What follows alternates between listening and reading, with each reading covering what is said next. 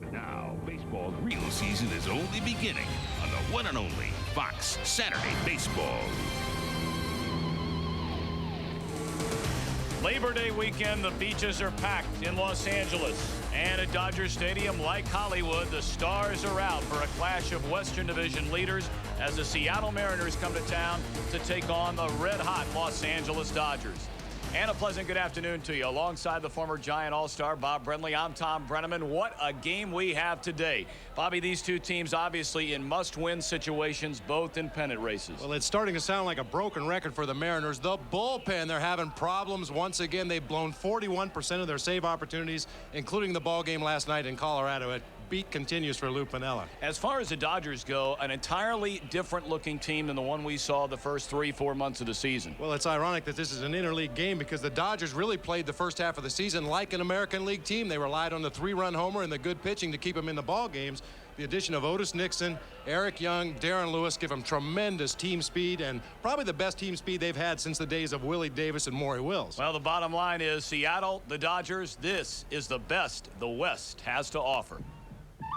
Yes, indeed, a good old Wild Wild West showdown featuring two of the game's nastiest gunslingers, Piazza and Griffey. Is this a preview of the World Series?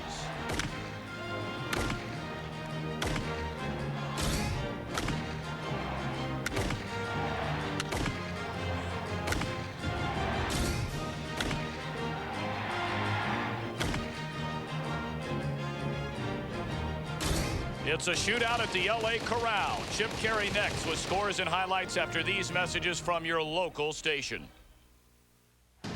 You're watching Fox Saturday Baseball Game of the Week. All right, Chip Carey along with Steve Psycho Lyons from our Fox Television Center here in Hollywood. Let's update you on the scoreboard. Mets and Orioles today. Edgardo Alfonso singles to right field, unties a 5-5 game. Mets take a 6-5 lead over Baltimore. Score now in the 7th. Same tally, 6-5. Mets leading Baltimore, and the Boston Massacre continues at Fenway, Steve. Well, sometimes guys don't like to face knuckleballers because they put you in a slump. I think this knuckleballer is going to get Fred McGriff out of his. 2 home runs today. 5 RBIs. He was 16 for 104 before the series. Atlanta clobbers him 15-2. And hey, Nomar Garciaparra's hit streak ends at 30 games. Cubs and the Indians 4-3 Chicago. Doug Glanville adds another run to the Cubbies tally. 5-3 Chicago leads at the Jake, now 6-4 in the top of the 8th inning. A good one brewing at Dodger Stadium. Let's send you out to Thom Brennaman and Bob Brenly for the Seattle Mariners and the Los Angeles Dodgers. Chip, thank you very much. And a good one indeed. MVP candidates Mike Piazza, Ken Griffey Jr. Oh, so many stars today, although the Mariners arrived very late last night, Bobby, in from Colorado, and they're going with a few of the backup players today. No Edgar Martinez in the lineup and no Joey Cora in the lineup. And really unusual for the Mariners, they did not take batting practice today. For them to miss a day of batting practice, you know they're dragging just a little bit after that tough series in Colorado. Mariners hit as much as any team in the major leagues, and I'm sure a few of the guys snuck down to the cage unbeknownst to Lou Piniella and got a few whacks in before this ball game anyway. Well, the Dodgers, the hottest team in all of baseball, and our Miller Lite starting lineup for Lou Piniella's Seattle Mariners. Leading off in left field is Roberto Kelly. Batting second, just called up from the minor leagues, Brian Robbie. He'll play second base. The amazing Ken Griffey Jr. is in center field. 43 home runs, 121 runs batted in. Paul Sorrento is at first with Alex Rodriguez at short, Jay Buhner in right. With a ladder third, the former Dodger Mike Flowers at third base, John Marzano catching, and right-hander Bob Wolcott is on the mound. One of the big stories for the Dodgers, the return of their ace, right-hander Ramon Martinez. He'll make his 17th start today. Yeah, the start before he went on the disabled list was against these Seattle Mariners up at the Kingdome. You see the scouting report on Ramon Martinez. Relies on his fastball. He does have a very effective changeup. Works very slowly, very deliberate with runners on base. We talked to Mike Piazza before the game. He said he's pretty much back to form, although he's not able to spot his pitches as well as he did before his stint on the disabled list. Well, Ramon Martinez unquestionably the main man in this Dodger rotation, and if they have aspirations of advancing not only to the postseason, but the World Series. They need him on top of his game. Oh, you got to have that ace on the staff, and this is the man they look to right here. Dodgers have made a number of changes, and a big reason why they're playing so well. Otis Nixon and Eric Young have been brought over in trade since after the 12th of August. Darren Lewis has been starting a great deal in left field, but Brett Butler is there today. Yeah, Brett Butler looked very good before the ball game. He had an infection in around his Adam's apple in his throat, and of course with the throat cancer that he had earlier this year, there was immediate and tremendous concern on the part of the Dodgers. Went back to Georgia to see his doctor. They determined that it was probably some type of a bug bite that he got on his Adam's apple, and because of the radiation treatment, the skin was very sensitive, reacted very violently. Put him on a program of antibiotics and steroids, and apparently cleared the problem up. And Brett Butler said his weight is back up. He was playing at 150 when he came back off the disabled list. He's close to 160 now. Says he feels very good. And that is good news indeed. So here we go in Los Angeles. Leading things off, Roberto Kelly. Hitting at 289, and he looks at a strike. We're underway in Los Angeles. Fox is happy to offer, as always, the option of a Spanish broadcast to our viewers. To hear the game in Spanish, you can flip the SAP button on your television. Ramon Martinez watches as Kelly rolls one down to third. Tough play for Zeal, and he makes a play, but not in time to retire Kelly, who beat it out.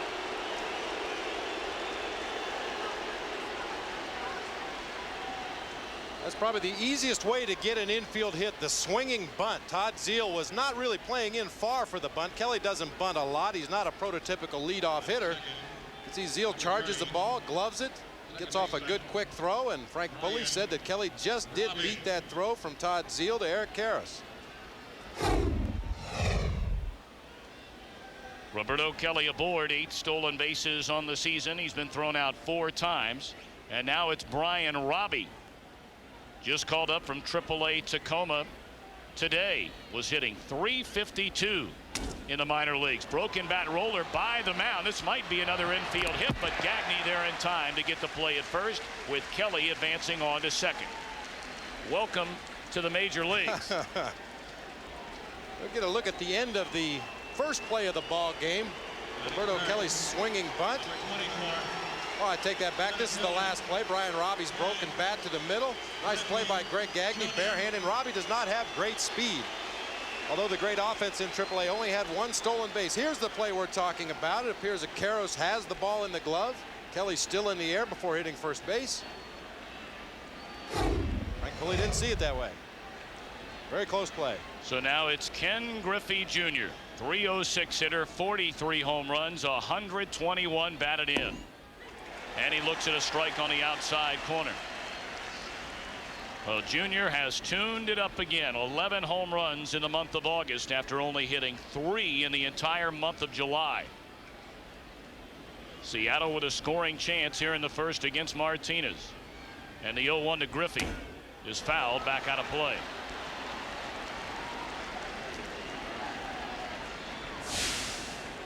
How about that? Junior and Piazza, what do you think their chances are? I think their chances are real good. You can make a strong argument for a lot of other guys in both leagues, but Mike Piazza behind the plate for the Dodgers has done everything they ask him to do and more, and I don't know how Junior could do any more to help this Mariners club. Chase a high heat, and Junior gone on strikes. And the crowd will let him have it. And a very enthusiastic crowd here at Dodger Stadium today. Get a look at strike 3, the high riding fastball tailing away from Junior. Starts up around the letters, tails out over the outside corner. Junior pulls his head right at the end. Didn't get a real good look at it. I started to say a very enthusiastic Dodger crowd. They were here early. They were cheering the lineups, booing the Little League coach from Mission Viejo. They were really into it early today. So now to be Paul Sorrento, 26 home runs for the left-handed batting first baseman, and he looks at a pitch high. Sorrento has now gone better than 20 home runs for 3 straight seasons. Very underrated part of this high-octane Seattle offense.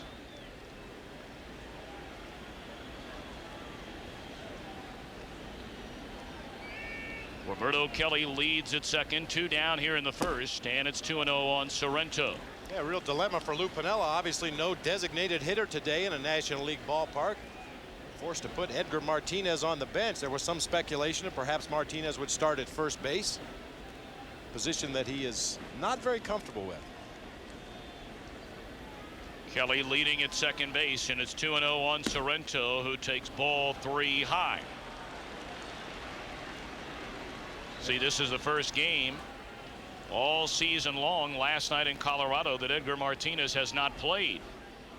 And that's a big reason why Junior is having such a monster year. They infrequently would play together the last number of seasons due to injuries to one or the other. There's a strike, 3-1. Well, you hear about protection in the lineup all the time, and I can't imagine somebody better to protect Junior than the best right-handed hitter in the American League, maybe in all of baseball, Edgar Martinez. Kelly the runner at second, 2 away here in the first, and the 3-1 is ball 4 high and away, so Sorrento will take first, and it gives Alex Rodriguez a chance. It'll be hard to make a determination with Martinez today when he's pitching around a Mariners hitter and when he's just struggling with his control. I mentioned Mike Piazza said the last thing to come back so far has been the location on his pitches. Normally Martinez, very good control, works the ball in and out, up and down, with a base open and a left-hand hitting Sorrento at the plate. Perhaps he was pitching around him right there to go after the right-handed Alex Rodriguez. We will not know until after the ball game. Well, Alex Rodriguez earlier in the season was batting in the number 2 hole in this Seattle order, but since moving to the 5 slot 10 days ago, he's hit .385 with 4 home runs and 10 knocked in. 2 on for the Mariners, 2 out, and it's ball 1 up high. Man, I'll tell you, Alex Rodriguez has got some big hands. Shook hands with him in the clubhouse today, and I always thought I had pretty good sized hands, and he wrapped all around my hands. It was unbelievable for a shortstop to have those kind of hands, and when he puts it in a glove, he can make the plays out there. 1-0 delivery, and again it's high. Rodriguez this season just the 3rd player in Mariner history to join the 2020 club. The others Phil Bradley and Rupert Jones. I'm sure Dave Wallace, the pitching coach for the Dodgers, is going to keep a close eye on Ramon Martinez, especially his arm angle. Occasionally he has a tendency to drop that elbow down close to his body, probably to protect the past injury. A lot of times a guy will do that without even knowing it, and I'm sure they're going to monitor that and remind him occasionally. May even keep an eye on Mike Piazza. A catcher sometimes will raise his arm up over his head, reminding the pitcher, keep your arm up high. Don't let your elbow drop down close to your body. Mariners with 2 on here in the opening inning. Roberto Kelly at second. Leading at first is Paul Sorrento. 2 are out, and it's 2 balls and a strike on Rodriguez. Fouled out of play. Martinez has made 2 starts since coming back from the disabled list. His initial outing, as you get a look at this pitch to Rodriguez, it came in New York on August the 20th, but they were rained out in the 3rd inning. His first official game came in game 1 of a doubleheader on the 25th at Pittsburgh. He allowed a couple of runs on 5 hits through 90 pitches in the 5 innings, as you mentioned. 2-2. Wow. Where did that miss? Well, it had to be low because it appeared to split the center of home plate. You see Piazza set up on the outside corner. The pitch comes back to the center of the plate. It must have been low because it certainly wasn't outside or inside. Ooh, tough one. Runners off, 3-2 to Rodriguez, and he pops it up over near the Mariner dugout, and that ball is out of play.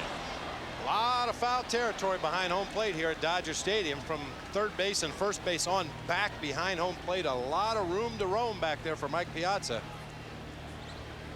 If you can call that running. I mean, he gives it everything he's got, but after catching as many games as he's caught this year, there's not a lot of spring left in those legs, and that might as well be a marathon from home plate to that backstop. Well, you'd have never known it. The play he made the other night in Philadelphia. We'll show you that a little bit later on in the telecast today. And Piazza said, I even showed just a twinge of athletic ability. Rare for me. 3 balls, 2 strikes, 2 on and 2 out. And again, the runners get started, and that is that. Rodriguez gone on strikes. 1 hit, 2 left. Piazza will bat 3rd with the Dodgers hitting the 1st. No score.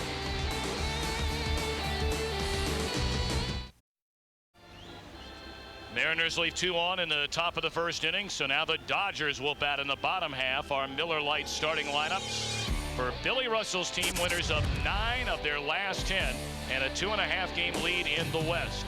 Eric Young at second, Otis Nixon in center. How about that speed? And then you set the table for the big fella, Mike Piazza. And what's he done with guys on base the last 5 games? That pretty much says it all.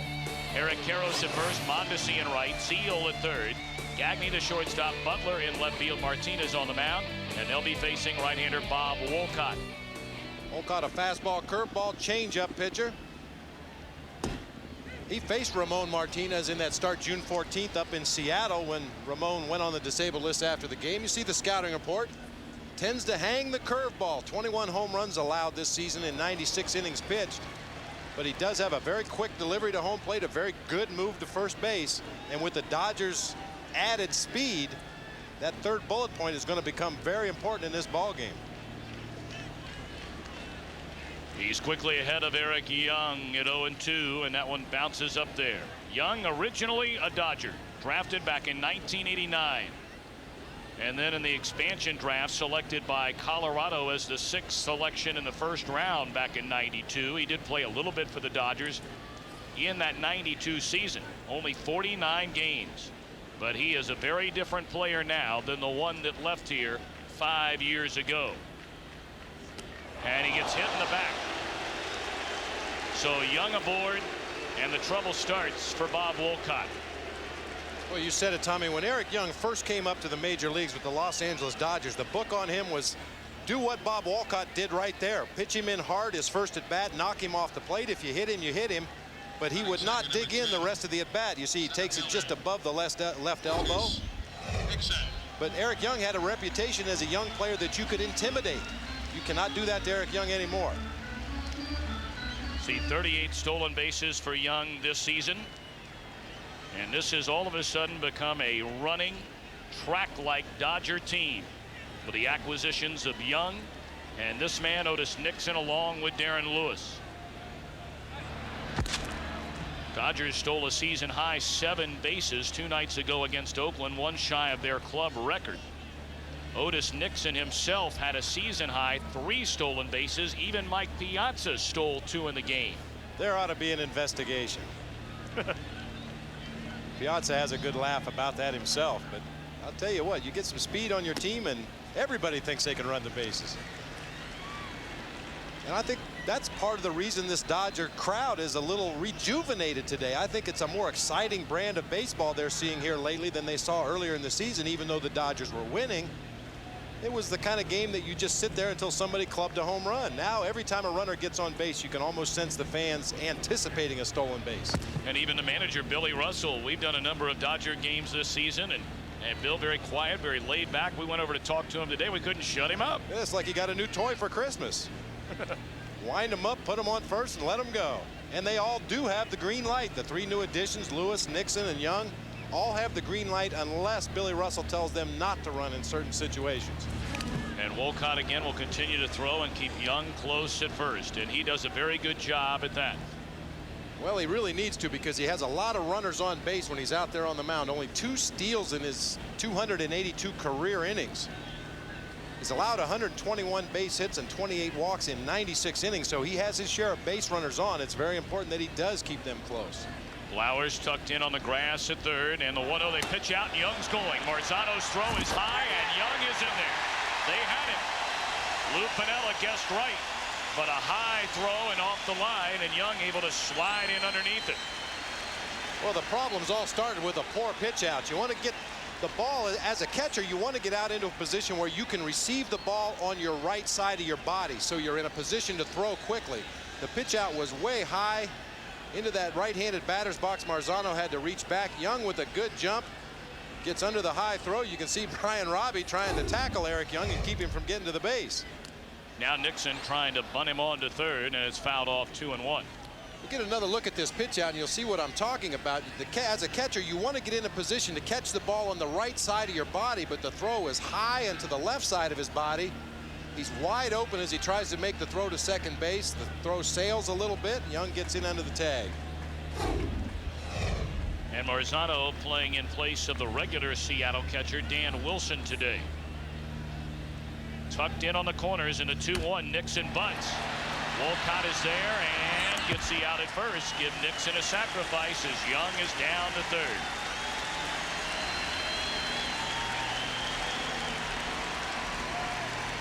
Well, we talk about the little things all the time in the game of baseball. The little things that win games for you. Otis Nixon sacrificing himself to get Young to third base.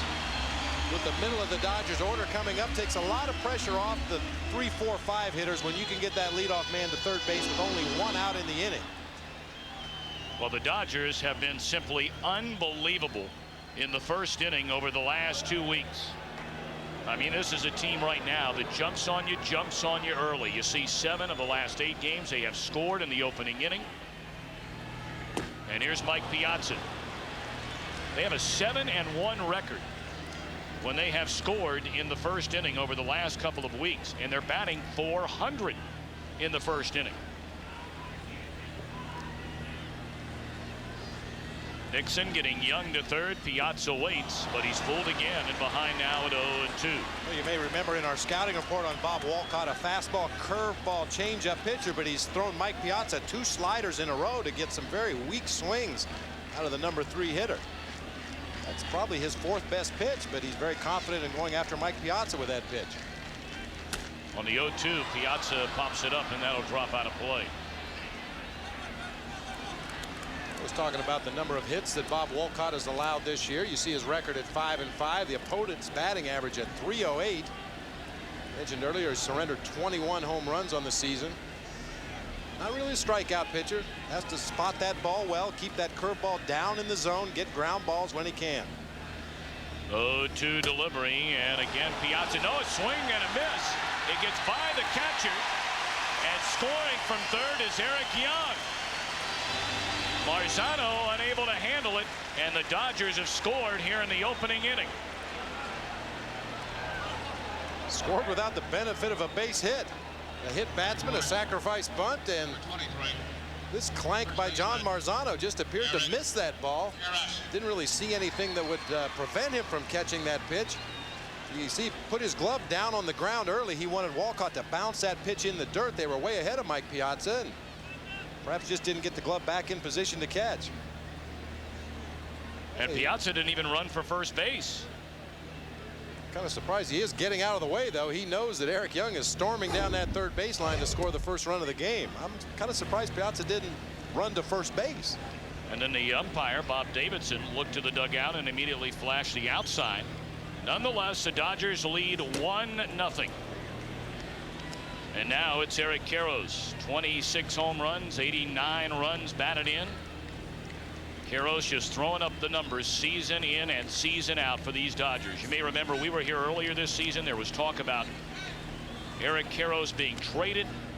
Well, the bottom line is he's one of the few players in the major leagues, it seems, Bobby, you can pretty much write it in. 30 home runs, 100 runs batted in.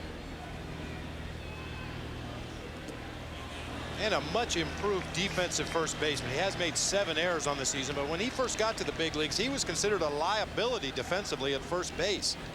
He's worked very hard on his game out there, and so he's a little bit better than average at first base now. 3-1 delivery. And a high drive. Straight away center field. Junior looks up. Goodbye.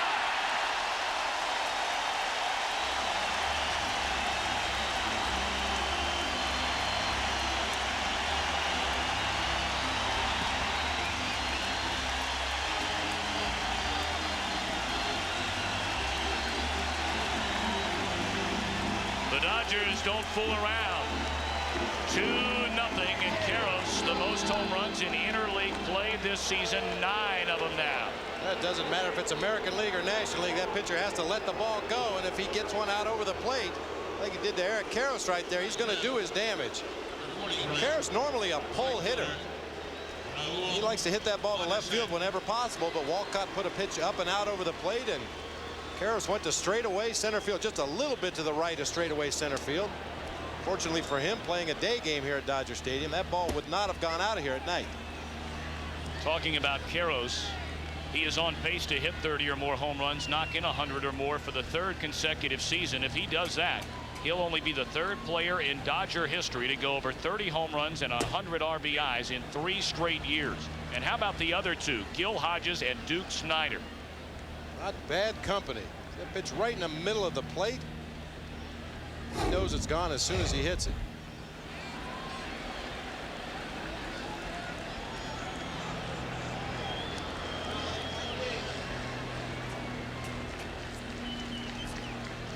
Fastball getting away from John Marzano, allowed Eric Young to score from third base after a walk and a stolen base, a sacrifice to get him to third, and now a home run by Karros. 2-2 to Raul Mondesi. In the past, many times a visiting pitcher coming into Dodger Stadium, it would take him a couple innings to get used to the mound. The Dodgers were notorious for building that mound up higher than it was supposed to be. Strike 3 to Mondesi, and the inning is over. And a rough one for Seattle as Karros and the Dodgers jump in front 2-0.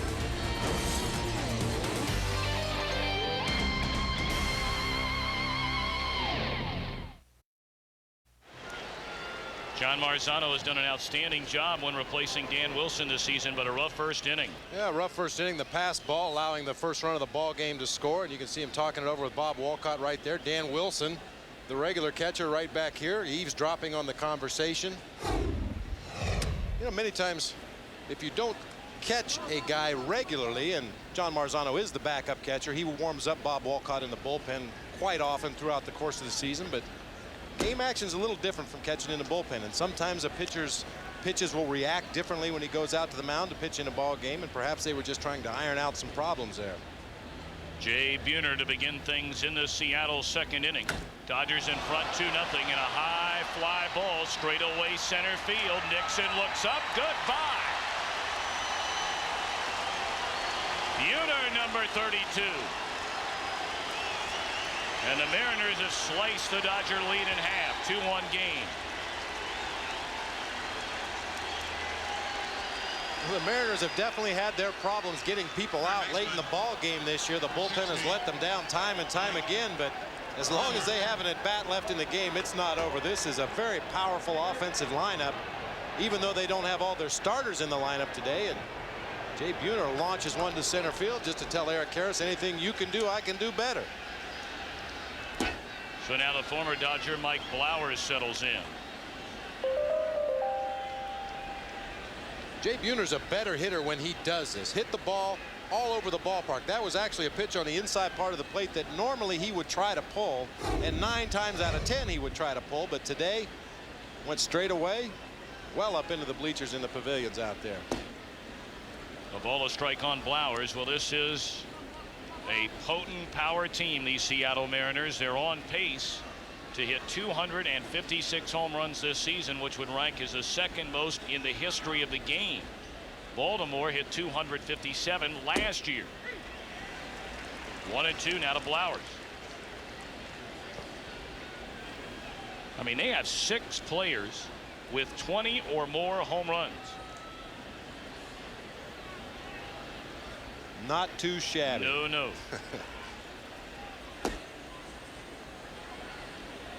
Of course, the record stood for a long, long time prior to 1996. Formerly the New York Yankees, the all-time home run hitting team, shattered by Baltimore last year, and Seattle again on pace this season to come up 1 short of the record. 3-2 now to Blowers. Well, Blowers is going to turn out to be an important guy for Lou Piniella down the stretch. Their regular third baseman Russ Davis, who was having a big year, sprained his ankle and was placed on the disabled list Monday. Andy Sheets has been getting a lot of playing time at third base, but Mike Blowers gives him another power bat in the lineup if he can produce. Well, he strikes out here, third of the game for Ramon Martinez. And Lou Piniella was telling us before the game he doesn't know if Davis will make it back during the regular season. They're hoping if they make the playoffs, Davis could come back and play. He injured that ankle in a play at home plate, sliding into catcher Joe Girardi, jammed his ankle against the shin guards, and apparently a very serious sprain. Here's Marzano, and he looks at a strike. Well, Seattle, they have not been playing well. only 8-9 in a string of 20 games over 18 days, and they have a 1-game lead over Anaheim. Off the end of the bat, fly ball short left field. Gagne there for out number 2. And the Angels, Bobby, have really missed a chance to not only move into at least a tie, but to take a 2-3-4 game lead. Yeah, you get very few opportunities over the course of the season to make a run at the teams ahead of you in the standings when they stumble. And the Angels, because of injuries on their own part, have not been at full strength, have not been able to go out and make up any kind of ground on the Seattle Mariners. Bob Wolcott, his first at bat in the major leagues, and he looks at a strike from Ramon Martinez. 2-1 Dodger lead in the second, and it's 0-2. Well, we saw Randy Johnson there a moment ago. He missed a start earlier in the week against Boston, again against Colorado, and they have to have him back if they want to hold off the Angels. A roller at Eric Young, and the inning is over, but not before Jay Buhner plays long ball to deep right center field. Brett Butler will come up. When the Dodgers bat in the second, they lead 2-1.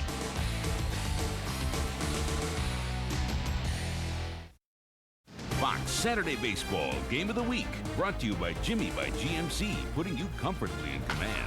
By MasterCard, MasterCard, the future of money. By Sony PlayStation, a bit of advice for gamers everywhere. Never underestimate the power of a PlayStation. And by Tylenol, the pain reliever hospitals use most. Third baseman Jay Buhner, a home run in the second inning before the game. Our robotic camera down in the dugout. Look at Buhner. Well, you got to have a little fun in this game. Jay Buhner showing he's quicker than the robotic camera. That's hard to do. Well, it looked like a cue ball rolling around a pool table. Yeah, it did. They call him the Bone, short for Bonehead, and he loves it. Todd Zeile leads things off in the Dodgers' second inning. LA in front 2-1. Bob Wolcott on the mound for the Mariners today. Zeile 24 home runs, and there's a bullet into left field, a base hit.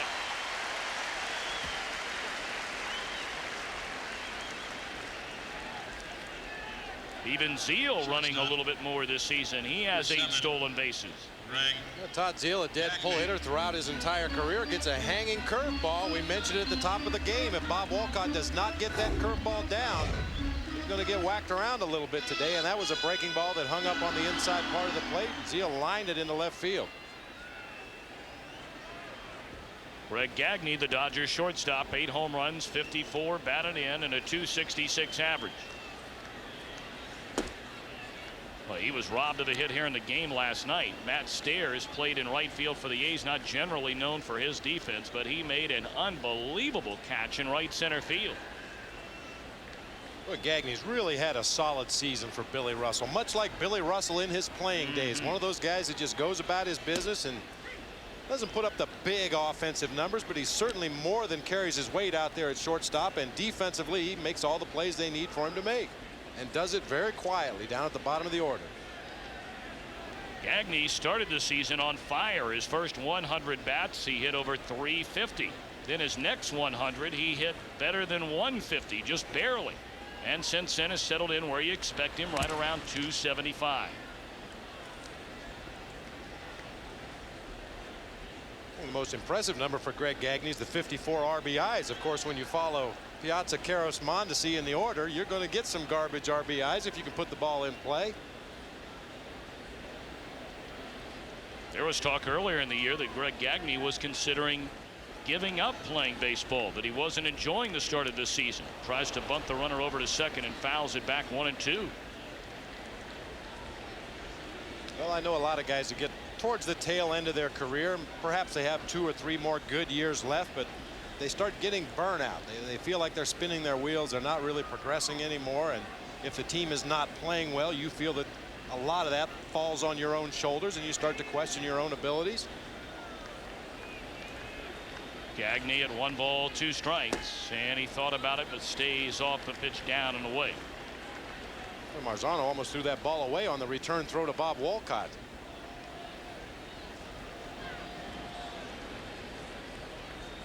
Mariners did get in very late last night from Colorado, around 2:30, 3 o'clock in the morning before they got to their hotel. We mentioned they canceled batting practice, but the Mariners did appear to be a little sluggish in the clubhouse today before the game. Popped up and playable. Marzano going over near the on-deck circle and makes a play for the first out of the inning. Well, talking about giving up baseball, Brett Butler will do that at the age of 40. This is his final season. We asked him about it yesterday. Number 22. It was real hard on my son, all of them, but especially on my son. I went to see a counselor at school. You know, Blake's really upset about you. He thinks you're going to get hurt or get sick again. And so I sat him down. I said, hey, if I promise you this is my last year, can you handle that? Dad, you promise me? I said, Blake, I promise. And he says, fine, then go and play one more year. So it's a commitment to the family that this is it. Brett Butler, 40 years old, grew up in Libertyville, Illinois, and this is his 17th and final major league season. All fans know what Butler went through over the last year. Last May, doctors found a cancerous tumor in his throat, was operated on, underwent chemotherapy for 6 weeks, radiation treatments, 32 of those. Came back and returned to the Dodger lineup. As you see some of the numbers, it's been a wonderful career. He played in only 5 games last season before breaking his hand attempting to bunt. Was finished for the year.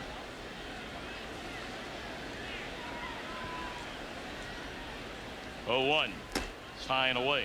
This is strange territory for Brett Butler, not batting until the bottom of the 2nd inning. He's been a leadoff hitter throughout his career, but because of the makeup of Billy Russell's lineup now with the Dodgers, got Eric Young at the top, Otis Nixon, both have better speed than Brett Butler does at this point of his career, but he likes it down there in that 8 spot. Just put him in the lineup.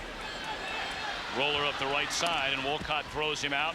On to second goes Gagne. Right now, a Miller Lite game break. Chip Carey in Hollywood. All right, Tom and Bobby, let's turn the clock back. Remember last October when Jeffrey Mayer interfered with Tony Tarasco and the Orioles at Yankee Stadium?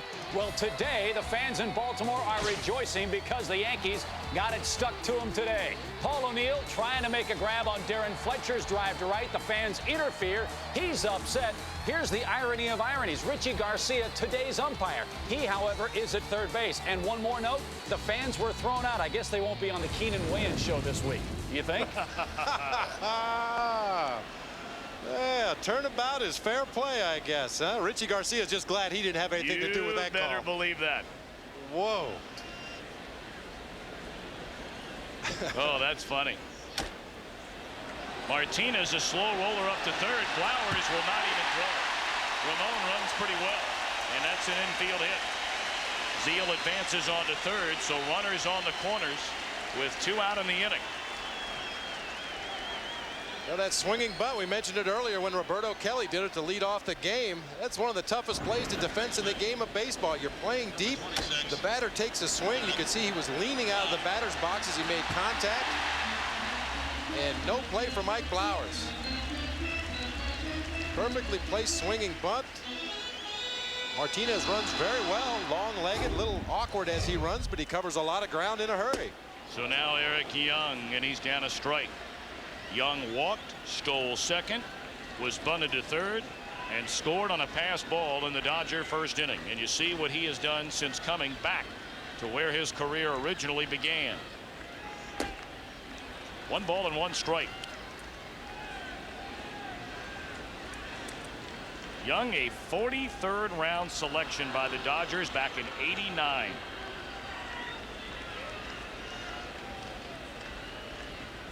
And the 1-1 is high, ball 2. So he certainly has overcome all the odds. His career rejuvenated in Colorado. A lot of offensive players go to Colorado and find themselves having career years, but I think Eric Young learned the hard way. Runners on the corners, 2 out. And Young takes a hack and fouls it back out of play.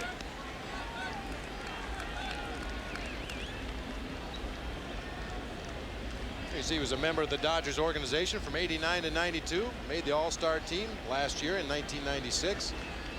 Led the National League in stolen bases in '96. He also led 3 different teams in the minor leagues in stolen bases as he was coming up through the Dodgers organization. Somewhat of a defensive liability at times. He's made 17 errors this season. Has not the softest hands you'd like to see as for a second baseman, but Offensively, he makes up for his miscues defensively. Zeal at third, Martinez at first. And a fly ball into right field away from Buhner. It'll drop fair. Scoring is Zeal. Martinez being held. Young an RBI double. And the Dodgers again up by 2. It's 3-1.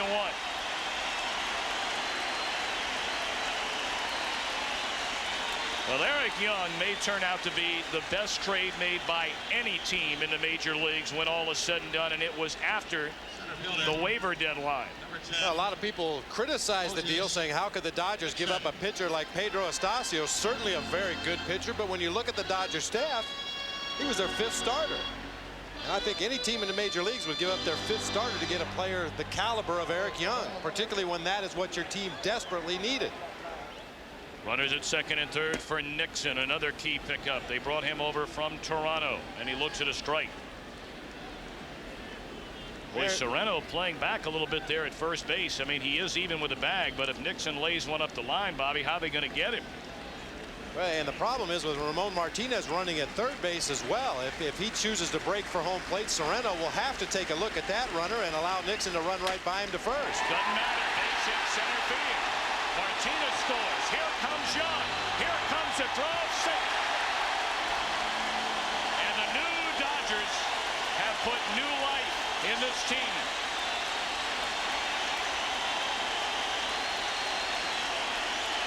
Now, this is not a station-to-station Dodger ball club anymore. Otis Nixon, after lining that ball into center field, never broke stride going around first base. He read the throw to home plate by Ken Griffey Jr., saw that he could advance to second base and get into scoring position for the big boys, and he just kept on motoring. It's probably an ill-advised throw home by Ken Griffey Jr. Eric Young got a great jump off second base. Throws the ball up the third baseline where Paul Sorrento could not cut it off, and that allowed Nixon to go on into second base, and they better keep an eye on him back there because he loves to steal third. And 5 is the magic number for the Dodgers. They are 54-6 when scoring 5 or more runs. On the ground, diving play by Rodriguez, and he'll throw out Piazza to end the inning, but not before LA gets 3 more. And at the end of 2, a 5-1 game. Back after these messages from your local station. Hear yourself. Dodgers leading the Mariners 5-1. Eric Young, the leadoff man brought over from Colorado, has been on twice, stolen a base, scored twice, knocked in a run.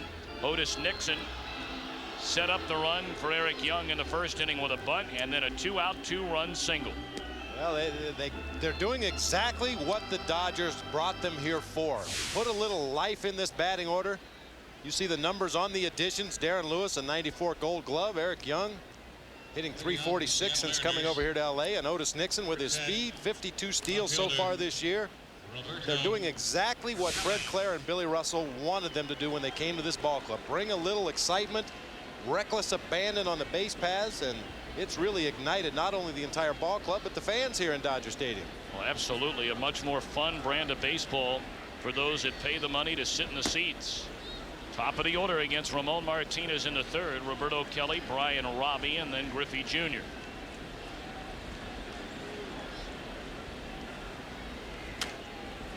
And that one fouled back out of play. Kelly has given Seattle a lift since coming over from Minnesota. The 50th player to play in left field next to Ken Griffey Jr. over the last 7 seasons. And to trade away their prize jewel, Jose Cruz Jr. to Toronto to bring over the relievers Spoljaric and Mike Timlin. And recently those 2 guys are struggling. 2-2 now to Kelly. Well, there's still a lot of baseball left to be played this year, and it remains to be seen how big the additions are going to be. You'd have to say initially the Dodgers love the additions they've had, but initially the Mariners love the additions they got as well down in that bullpen. But in the long run, it hasn't worked out well for the Mariners, and we'll have to wait and see how it works out for the Dodgers.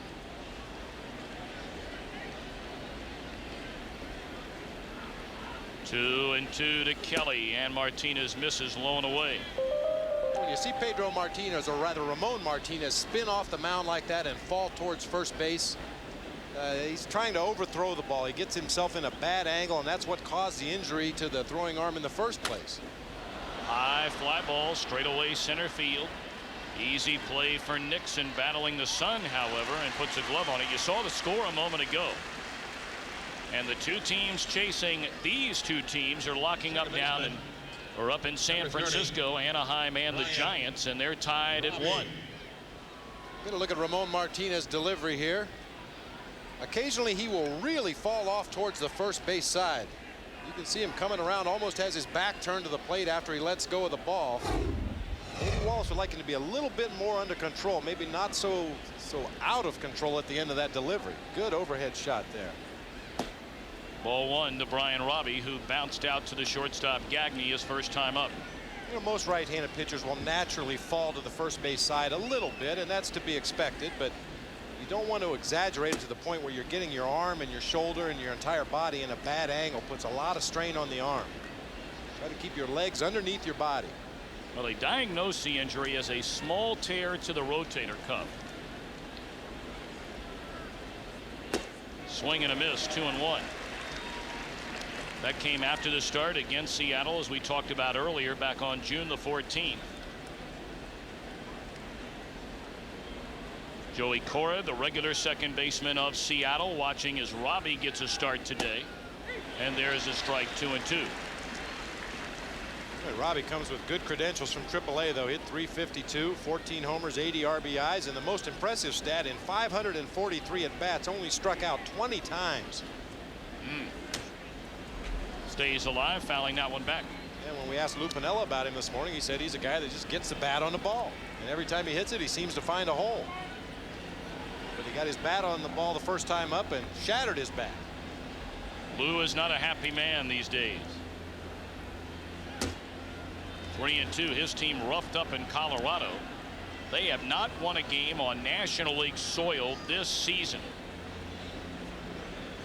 0-6 thus far in National League parks, and only 5-7 overall in interleague play. Ball 4 to Robbie. So now it'll be Ken Griffey Jr. They can't figure out how to get him out in the American League. We have Mike Piazza. What are you going to try?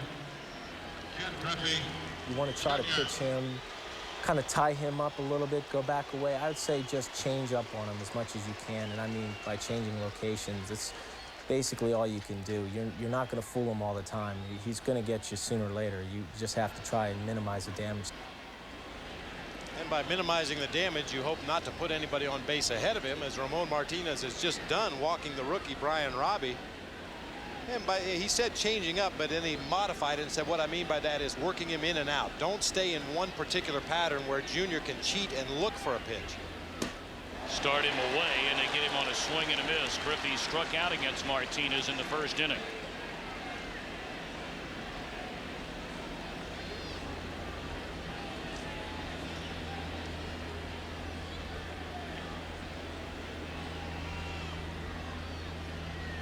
One on, one out, and the 0-1 to Junior. Fouled out of play, third base side. So Ramon, so far, is so good. Well, if the scouting report that Mike Piazza gave us is correct, they're probably going to see something hard inside right here, up and in preferably. A lot of teams that throw inside to Junior keep it below the belt, a pitch that really doesn't bother him in the least. You have to go above the belt if you're going to go inside. Struck him out again on a high heat. Twice in a row, Griffey gone on strikes. Let's send it back for a Miller Lite game break to Chip Carey in Hollywood. All right, Tommy and Bob, how about the Angels of Anaheim? They're beaten up, but they're hanging in. Ricky Henderson at San Francisco leads off the ball game with his 72nd career leadoff homer. In the bottom of the second, however, the Giants strike back. Jose Vizcaino doubles home Jeff Kent to tie the game at 1.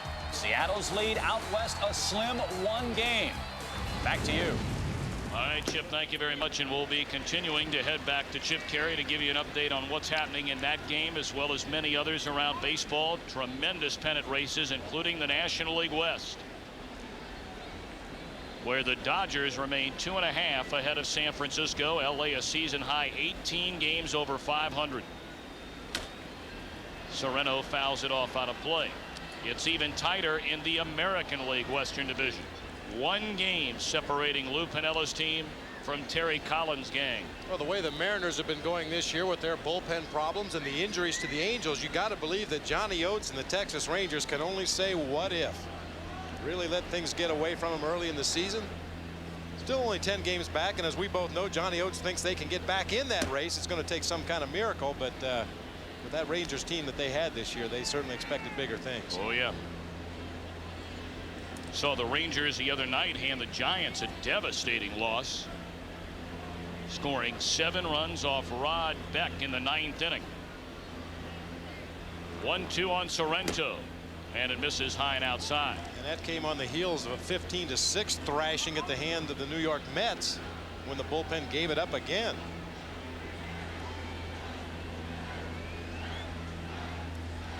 Robbie at first base, 2 away. Dodgers leading 5-1 in the 3rd.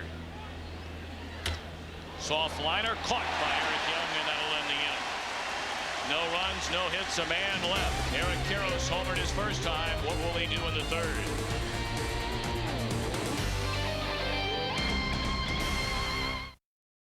Dodgers leading 5-1 as we're back at Dodger Stadium. LA batting in the bottom half of the 3rd inning.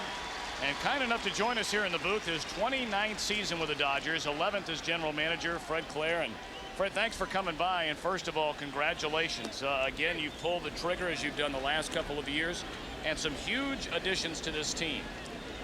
Talk about what warranted all of a sudden making those deals even after the deadline. Well, there were several things involved, Tom. We did have a injury factor where we lost Roger Cedeno, and then we had a scare with Brett Butler going back to Atlanta. Fortunately, the news there was good. But really, as much as anything, it was the opportunity to pick up 3 players who I felt would really give us a lot, because they give us the speed, which we can use both offensively and defensively.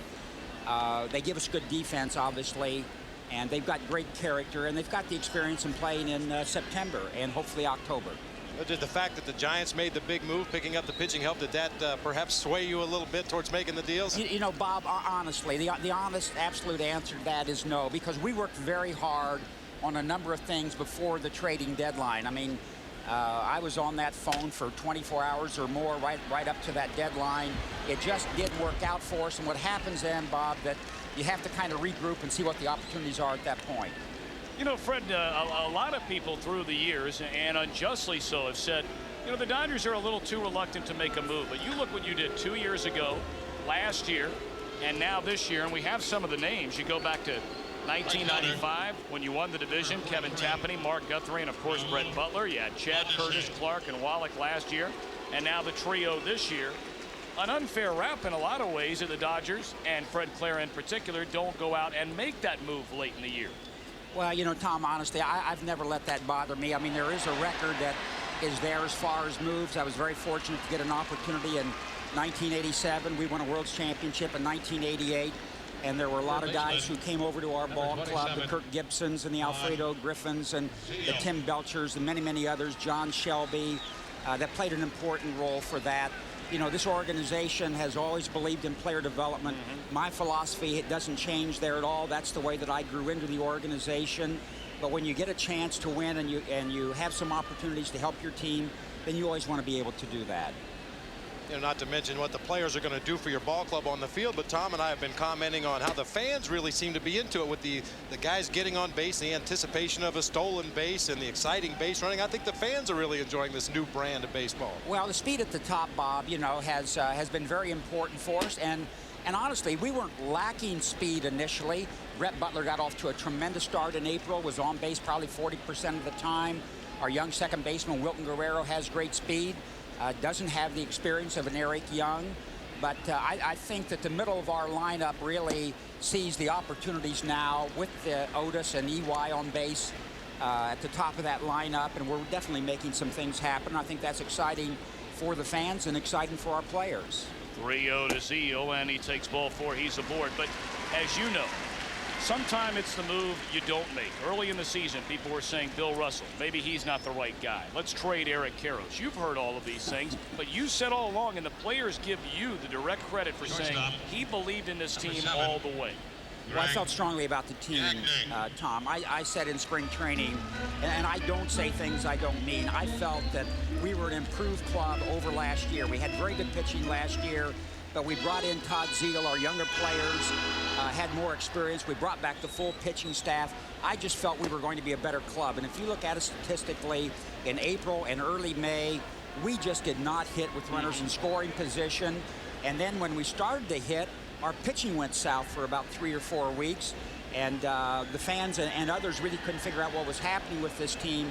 But I knew the makeup, I knew the character of the ball club. And we just tried to stay patient through those times, and some good things happened for us. Well, I know it hasn't been the easiest of summers for a lot of different reasons, but Bill Russell, I know you are quick to point out he's a big reason why this team is where it is as well. Well, a huge reason. If I had a chance to vote for Manager of the Year, I know who my vote would go for, and that would be Bill Russell, because he has done just an absolute outstanding job. You can talk to any part of our ball club. The players recognize the job that he's done. There are not enough good things to say about what Bill's meant to this team. Well, Fred, congratulations, continued success, Thank and you, again, Thom. thanks so much for coming over. Dodgers still lead 5-1.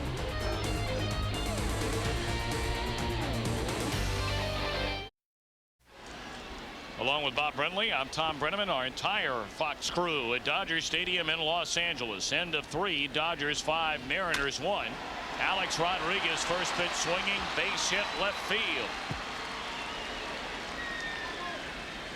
Alex Rodriguez has become a terror on the bases this season. 28 steals in 32 attempts. He has really grown up as a base stealer in the big leagues. He really knows how to pick his spots. He knows how to read the pitchers well, read the counts well. A lot of times you can tell by how a pitcher works hitters what pitches he's going to throw in certain situations. If you're guessing an off-speed pitch, that's a great pitch to run on. And A-Rod has really gone to school in a short period of time to become a great base stealer.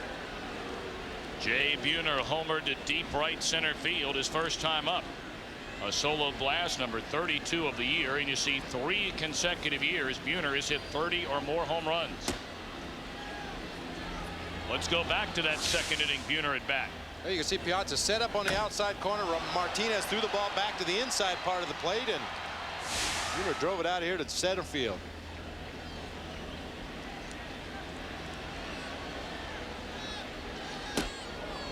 Up under his chin with that pitch, 2-0. Buhner likes going away from the Kingdome this season. Yeah, just incredible numbers. Normally a guy will have a small advantage, maybe a huge advantage depending on your home park, but as you see, Jay Buhner playing much better on the road this year offensively. Hits this one in the air, straight away center. Now the wind will push it into right center a bit for Nixon, and that's a first out in the 4th inning. Why is that, Bobby? Is there any way to explain a player hitting one way or another considerably better home or on the road? Well, in the past you would assume that a guy plays better at home because he's with his family. You're eating at home, you're sleeping in your own bed. We get another look at the numbers for Jay Buhner. And when you go on the road, obviously you're eating room service, you're taking cabs to the ballpark, you know, your schedule. But I always thought that you should hit better on the road because your entire life is centered around that ball game that night. You don't have to worry about taking the kids to school. You don't have to worry about going to the bank to cash your check. You don't have to worry about any of those day-to-day things that you do when you're home. Well, I'm going to tell you, I'd love to take one of Buhner's checks home and have to worry about cashing it. See, but he's got to worry about how to get it all home. That's the problem. Right. You got to rent a U-Haul. No, but I know you meant that in a very serious way. There are many obligations, just like anybody else in the world, that you have to do day in and day out while you're at home. Sure. And maybe even more with a baseball player because you're away from home so often. Yeah, most guys I know, when they come back off a road trip, they really feel a need to get close to your family and be with them as much as you can. And if that means getting up at 6:30 in the morning and taking the kids to school rather than letting them ride the bus, then that's what you do. If that means, you know, taking their lunch to them instead of sending a brown bag, you'll go to school and see them at lunch for an hour. You know, you want to spend as much time with your family as you can, and sometimes perhaps that may detract from what you do at the ballpark when you're at home. Swing and a miss, and it's 1-2 on Flowers. Well, then what about the guys who dominate at home and struggle on the road? They just homesick? Yeah, those are the single guys. Yeah, you got a point. They have no home. Right. I don't think there's any real easy way to explain it. I always felt that when you went on the road trip, however, you know, you're staying at a hotel, you're relatively worry-free, and everything you do centers around the 5 or 6 hours you spend at the ballpark that day, and your concentration is usually, or at least it was for me, it was much better on the road. Like to remind you, this copyrighted telecast presented by authority of the Commissioner of Baseball may not be reproduced or retransmitted in any form, and the accounts and descriptions of this game may not be disseminated without express written consent. 5-1, Dodgers in front. Seattle batting with 1 on and 1 out here in the 4th inning. Rodriguez stretching his lead a bit, held by Karros. Strike 3 on the outside corner, and Blowers knew it. And Ramon has 5 in the game. That's got to be a good sign for Billy Russell and the Dodgers. Martinez spotting this fastball on the outside corner. You see he starts it off the plate. It tails back over the outside corner. Piazza told us earlier that that's the one thing that Martinez had not accomplished yet in his return from the DL, was being able to spot his pitches where he wanted. That was certainly a good pitch right there. So now Marzano, the hitter, he popped up to Gagne at short in the 2nd inning. Sellout crowd here at Dodger Stadium. In fact, both of these games with Seattle sold out. Strike 1. Now, we mentioned earlier the Mariners seemed to be dragging a little bit today when they got to the ballpark. Got in very late last night. Tough series for them in Colorado. As the guys came wandering into the clubhouse today, it wasn't the usual jovial, joking clubhouse we're used to seeing when we've done Mariner games in the past. Oh yeah, that's normally a very fun locker room.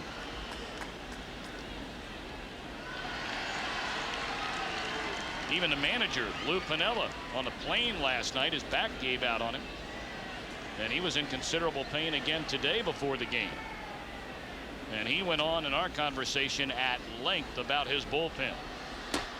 1 ball and 1 strike. And it wasn't pretty. No, it was not. You know, but he had some very good points. I mean, you look at guys like Heathcliff Slocum and Mike Timlin and Spoljaric and even Bobby Ayala. These guys have great arms. They've got great stuff. The problem has been location. They make bad pitches at the wrong time and get hurt late in the game. High fly ball lifted into left center field. Nixon is there, and Seattle is through in the 4th inning. A leadoff single by the boys. Butler and the Dodgers bat leading by 4.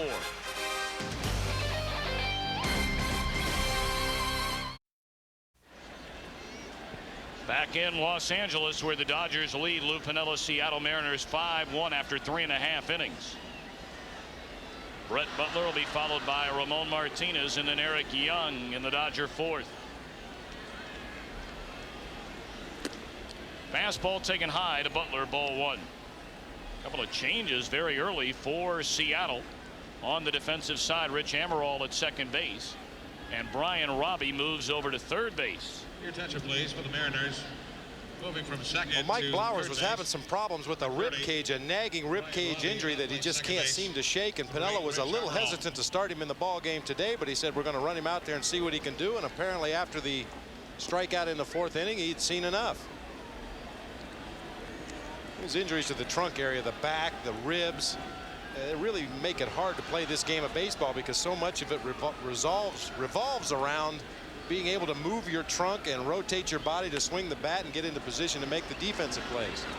Quick try for Robbie down at 3rd, and he throws out Butler. Well, John Marzano, we talked to him last week about getting Lou Piniella upset, and he has a nickname for Uncle Lou. Pitcher. If he's going on a rampage and he's mad and like he's hollering at me, if I call the wrong pitch, I'll call him Lucifer, like the devil, because he's always getting on me. If I make a bad call or something, I call him Lucifer. I'm like, oh, Lucifer got on me today really good.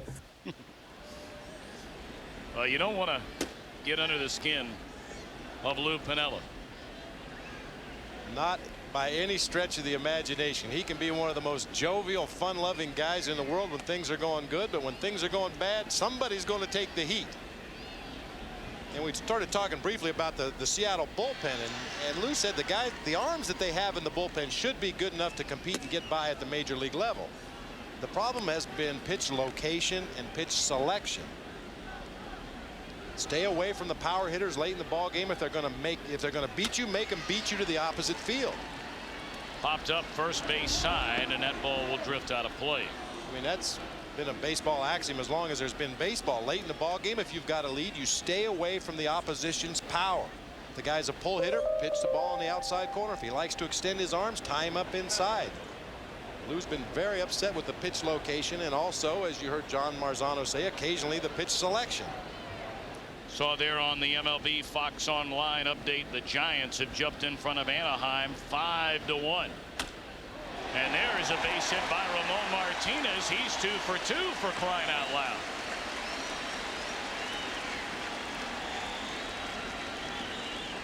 Well, they've missed Martinez bat in the lineup while he was on the disabled list. Number 26. Shot that ball to the right side like he knew what he was doing. The only bad part of this is for the Dodgers, you got Eric Young and Otis Nixon coming up. You don't want that pitcher on base ahead of those guys, but take him any way you can get him. You can see Paul Sorrento didn't even bother to move there, and Amaral with an effort, but the ball was through into right field.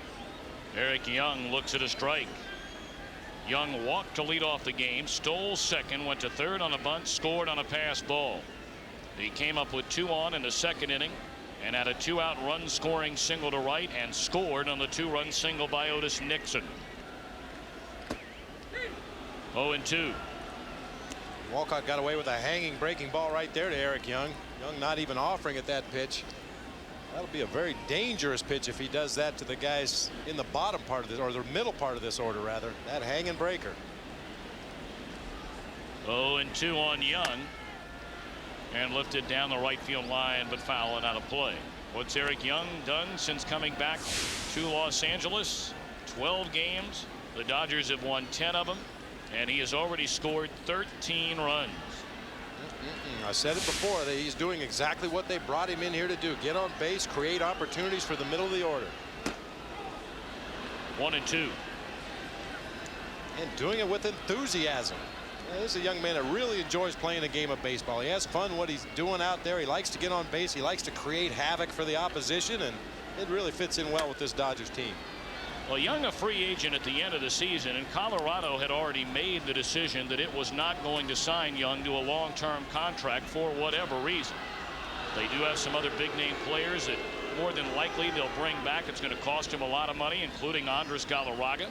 They have Neifi Perez developing along with Walt Weiss.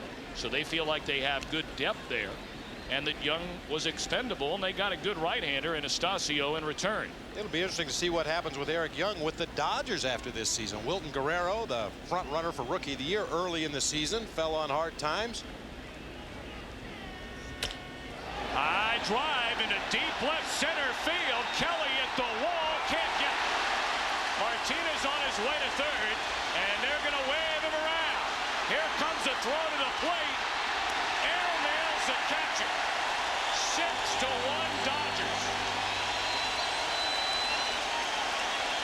And Eric Young 3 times on base today and has knocked in his second run. And narrowly missed hitting that ball out of here to straightaway left field. Kelly gave it a good shot up against the wall. You get a look at the end of that play. Just hit off the thumb of the glove and missed the pocket of the glove and hit off the thumb. Bounced back into play right at the very top of the fence in left field. Kelly just did not have his glove turned in a proper manner to catch that ball. He does get it back in quickly. The relay throw would have had Martinez at home plate. He was dead by a mile at home plate. But you can't throw it to the backup man and expect to tag the guy out at home plate. And that one bunted foul. They had the squeeze on Young. It broke from third. Soon as Wolcott turned it loose and Nixon fouls it off. Boy, Billy Russell. More weapons in the arsenal now. He really did look like a kid in a candy store today. He got a couple more bullets for his gun with these speedsters at the top. Watch this ball hit the thumb of the glove instead of the pocket of the glove. He just closed his glove too soon. Didn't give it a chance to get in there. Could have made a miraculous catch. As it is, Dodgers score another run. Runner at third, 1 out, and the 0-1 to Nixon is down low.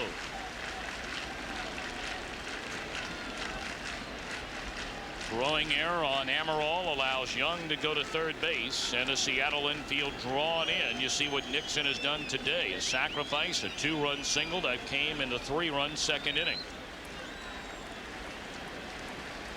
Here it comes again, and they get it done. Wow. And Nixon beats it at first.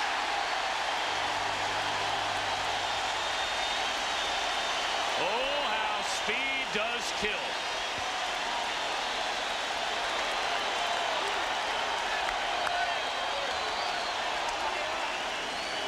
Perfectly executed squeeze play. Eric Young waits until Walcott is committed to throw the ball to home plate, and you just cannot put down a better bunt than that. You look at the end of the plate. Nixon staying inside the baseline there all the way down to first. Just does beat the throw.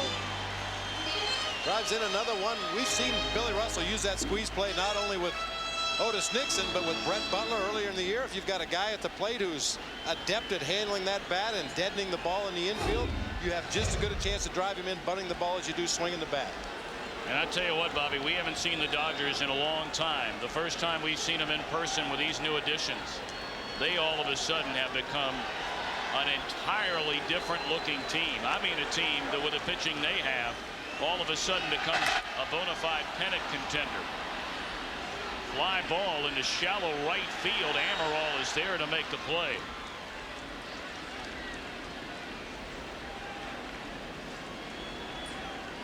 We get a look at the whole play here. Kelly going back to the wall once again, closes the glove too soon. The ball hits off the thumb. Rock and roll the microphone out there on top of the fence. Get a look at the relay throw back into the infield. At this point, Joey Amalfitano has already committed to sending the runner home, and Rich Amaral's throw just airmails everybody all the way to the pitcher backing up near the screen. Amaral just into the game, probably not as loose as he should be, forced to make a quick throw right away after coming into the ball game and threw it away. Eric Karros down a strike. But Bobby, what about these additions? We've talked about what it's done for them for the here and now, but looking ahead, if they stay healthy and continue to produce,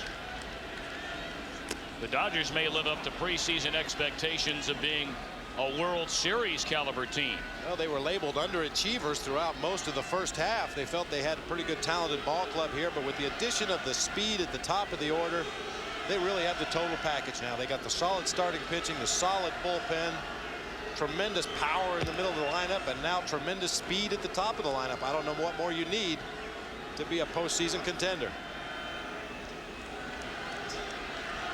Eric Young has been on 3 times today. He has scored 3 times today. Otis Nixon has knocked in 3 runs.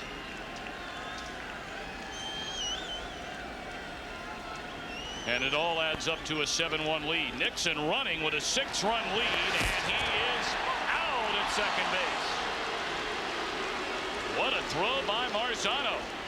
So the Dodgers trying to rub it in a bit. Lead at the end of 4, 7-1.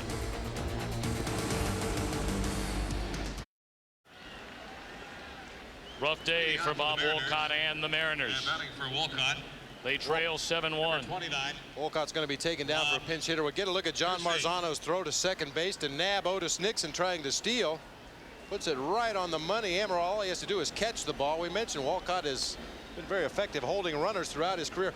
Watch the momentum as Marzano was moving forward before he even caught the ball. That got his body weight moving towards the infield. When he caught the ball, they got it into good throwing position and got off a strong throw. Well, the day is over for Bob Wolcott. He went 4 innings, allowed 8 hits, 7 runs, 6 of which were earned runs. And Rob Ducey will bat for Wolcott, opening up the 5th.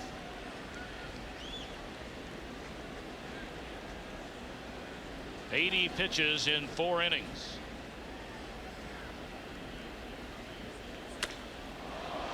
High fly ball into right center field. Mondesi at the track, and he's there for the first out.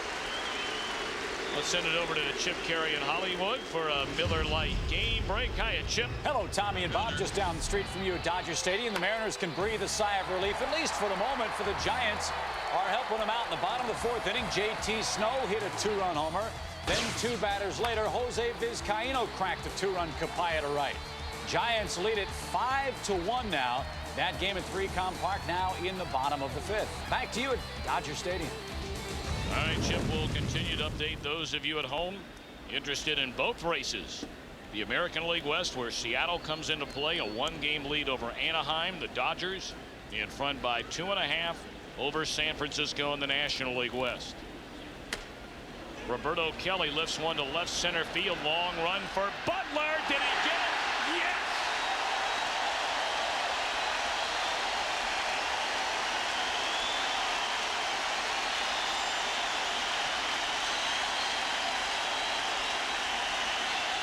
What a remarkable catch for Brett Butler. He had initially started back on this ball. He was fooled by the swing of Roberto Kelly.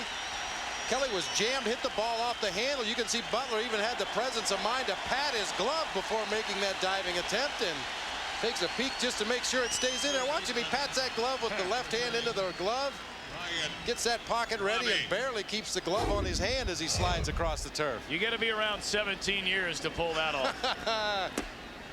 He had it all the way. Oh, Brett Butler has never had the opportunity to win a World Series ring. He did play in the '89 World Series with the Giants when they were swept by 4 games against the Oakland A's. And in this his final season at 40 years old. We mentioned 17 years in the major leagues. Oh, what a storybook finish it would be for Butler in his career if the Dodgers would give him one more chance.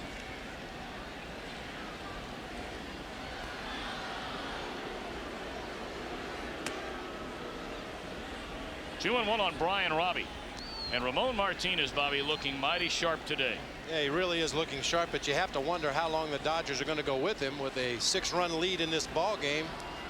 I mentioned earlier, a lot of baseball left. You don't want to overtax any of your starting pitchers, especially when you have a bullpen as strong as the Dodgers have. You want to keep those guys strong as well and make sure that they get regular work. I'd really be surprised if Billy Russell and Dave Wallace chose to go with Ramon Martinez past the 6th inning. I think Martinez will pitch the 6th and probably turn the ball over to the bullpen at that point. 2-2 delivery, and it's fouled back out of play. Well, if there is one advantage the Dodgers clearly would have over the heavily favored Atlanta Braves, looking down the road, of course, a little bit, and the Dodgers no cinch to reach the postseason, but if they do, there is no contest when you get to the bullpen. Atlanta has really struggled getting the ball from their starters to Mark Wohlers. Inning is over. 1-2-3. Thanks to Brett Butler. What a play in left center field. A 6-run Dodger lead.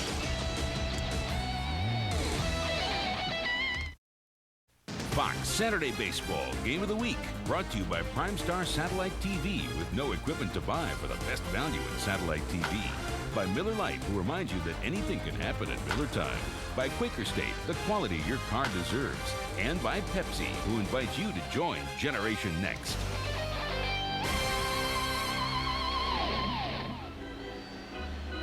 Back in Los Angeles, Dodgers rolling again. They've won 9 of 10. Earlier, there was a lot of talk about bad chemistry.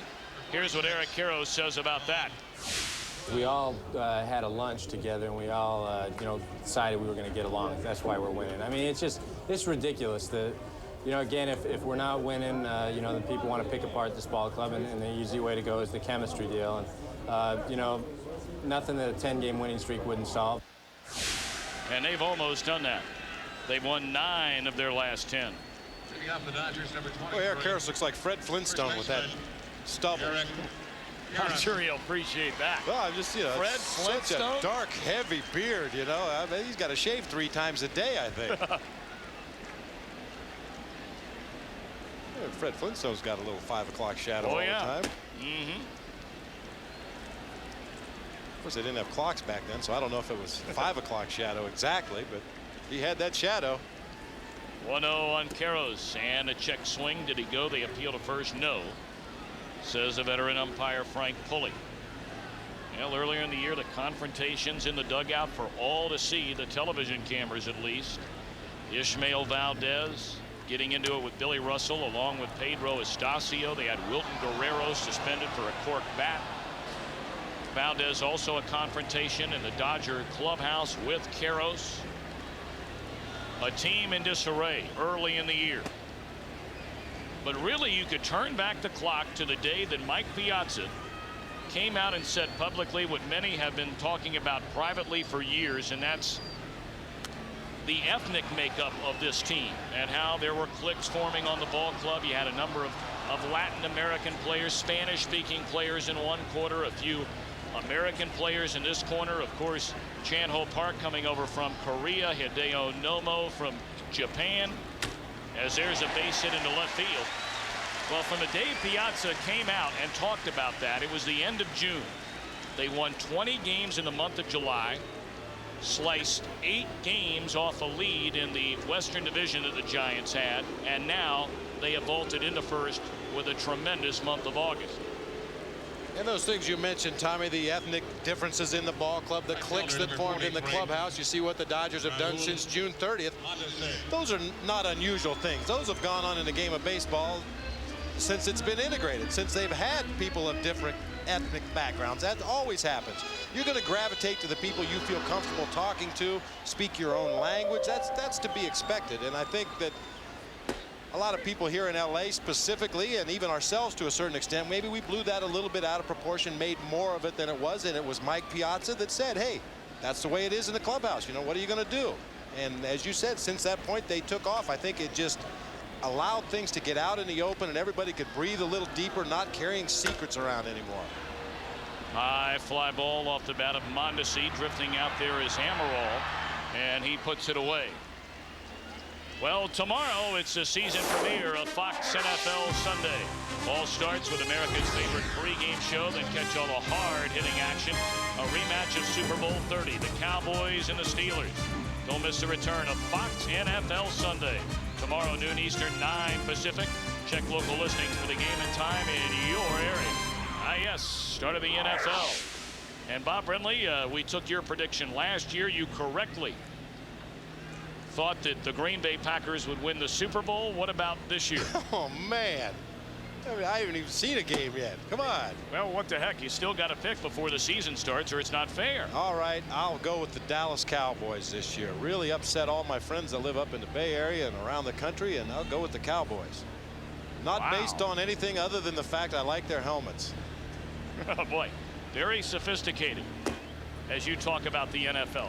So you like the Cowboy helmet better than all the other helmets out there, and that's why they're your Super Bowl pick? Well, that's as good a reason as any, I guess. You know, I don't follow football as closely as I do the game of baseball, specifically when baseball season is still going on. Right. I cannot get into football until they crown a world champion in the game of baseball. Well, let me tell you something. The rest of America can't wait until tomorrow at 9 a.m. out here. High noon in the east. A little bit low, 1 ball and 2 strikes. And I mean, everybody and his brother is watching that pregame show. I mean, that's the kind of gig really you need, to be sitting in there with Bradshaw, your old buddy Ronnie Lott, our main man James Brown, and Howie Long. Well, hey, I would love to sit in there, but I would be the dummy of the group. Well, I don't know if I'd go that far. I would pick the teams based upon their helmets. Well, there are a lot of people losing a lot of money out there that are trying to figure out the correct way to pick games. That might be the best way. You know, people talk about all the changes in baseball, the free agent signings, guys moving from team to team. Hey, it's the same thing in football. I have trouble keeping track of guys coming and going. It's worse now. This should be 2. 6-4-3 double play will end the inning. So a leadoff hit by Karros goes by the boards. Junior to bat. When we return in the 6th, 6-run LA lead.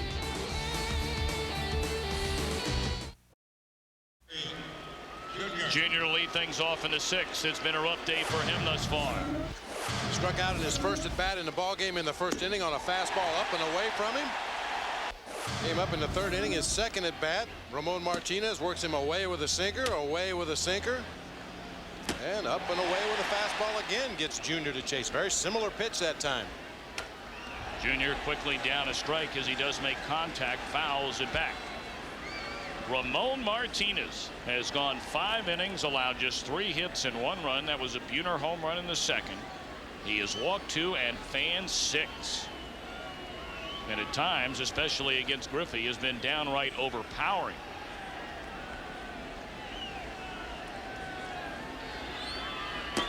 Again, Griffey going after the high fastball, and again comes up empty. Junior really having a tough time laying off that pitch. It's not even in the strike zone. Fastball up, out over the plate. Tried to go back there once again. You could see Piazza rising up out of his crouch just a little bit, given that high target. Hey, until he proves he's either going to lay off that pitch or hit it, you continue to go out there. Did it again.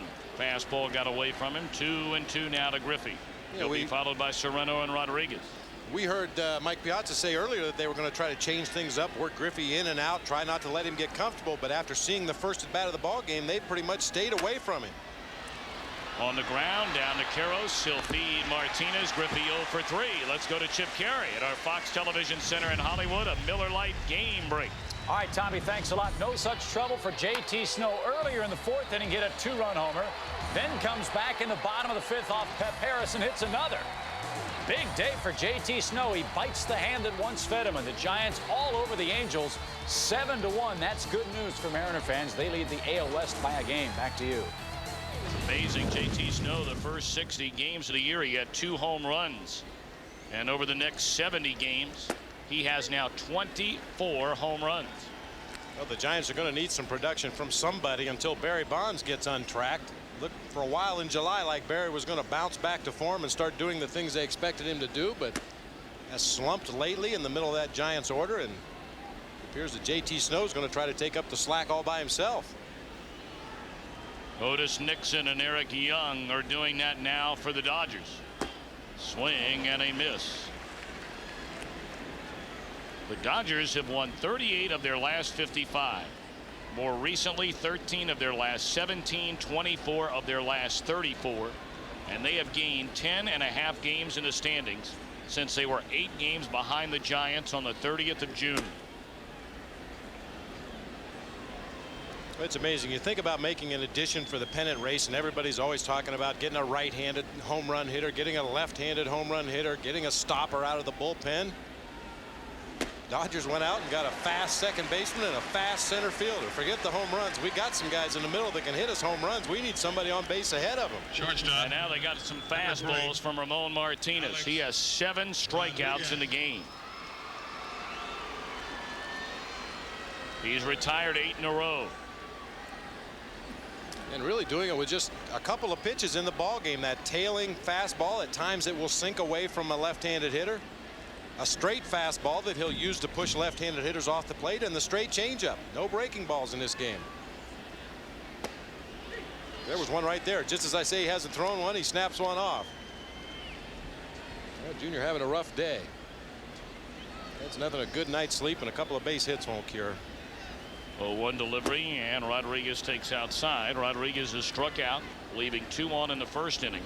Single to left field in the 4th.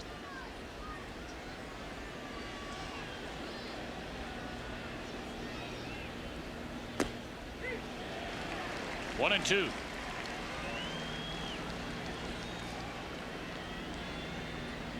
Ramon Martinez made 4 rehab starts after going on the disabled list. He threw extremely well at San Bernardino, and he's trying to gain the win here today. He leads by 6 in the 6th, and it remains 1-2 on Rodriguez. Ramon Martinez has had a wonderful career. 113 wins, only 72 losses, and a lifetime ERA of 3.4. He has been the Dodger ace through the entire decade of the 1990s.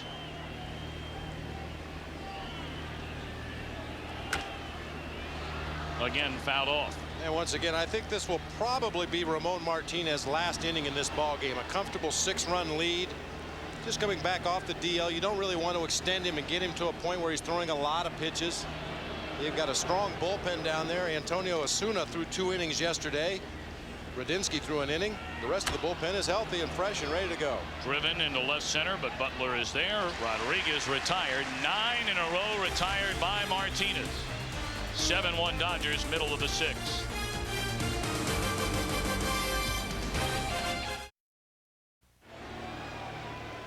Ramon Martinez more than likely finished for the afternoon. He's due up 3rd as the Dodgers bat with a 6-run lead heading for the bottom of the 6th inning.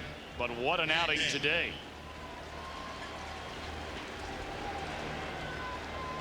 Very encouraging for Davey Wallace. You see Ramon Martinez numbers on the day. Into center field, a leadoff single for Greg Gagne. You know, a guy coming back off the disabled list, they normally throw 3 or 4 or 5 starts in the minor leagues, try to work up the pitch count, build up some arm strength, and then you get back to the major league level and you go through the same thing all over again.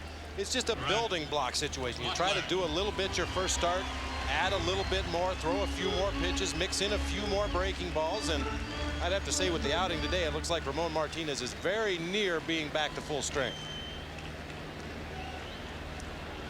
And that's not a good sign if you're Dusty Baker and the Giants. Bob Wells delivers to Brett Butler a called strike.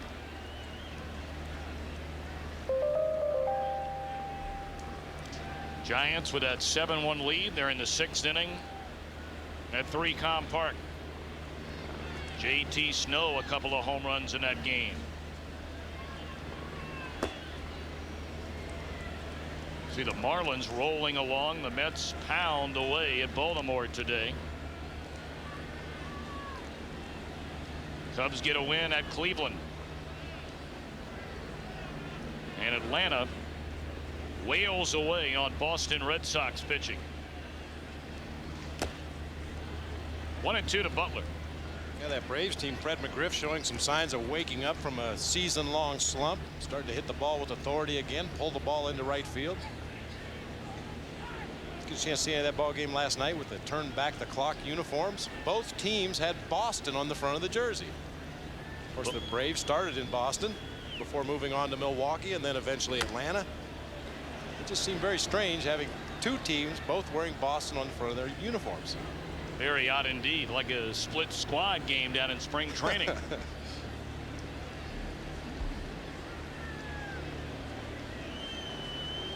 Ramon Martinez, an outstanding effort today, and you throw him into what is a vastly improving Dodger pitching team again. They went through the long slump as Fred Claire talked about.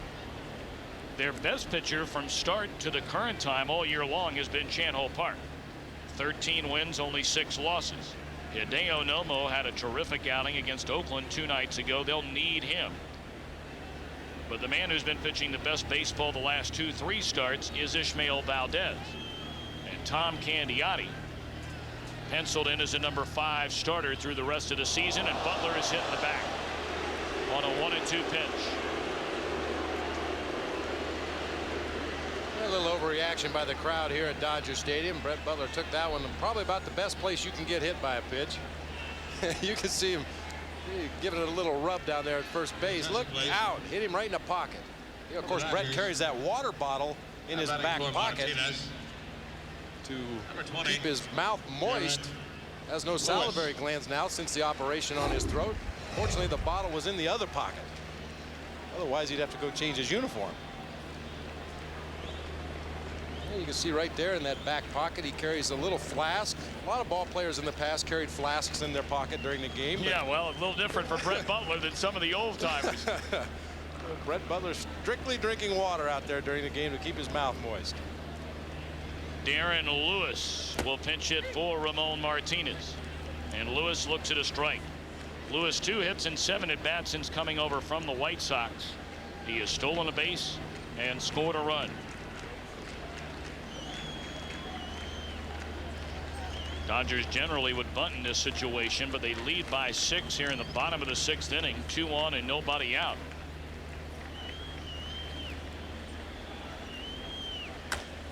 Line drive, center field, base hit.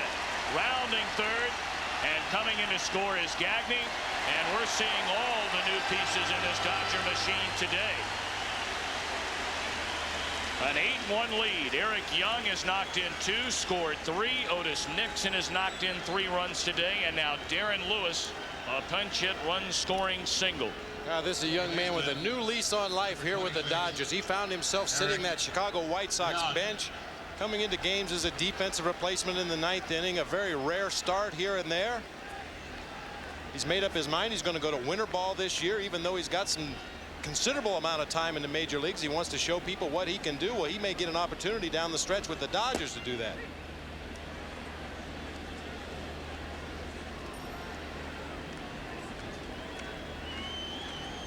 Eric Young, 2 more hits today, 2 RBIs, has scored 3 runs. Well, Young not only giving this team a shot of adrenaline at the top of the order, but also in terms of the Dodgers have been a very stagnant team in terms of emotion the better part of this year. They have a lot of very quiet leaders. Well, Eric Young will tell you he's no quiet leader.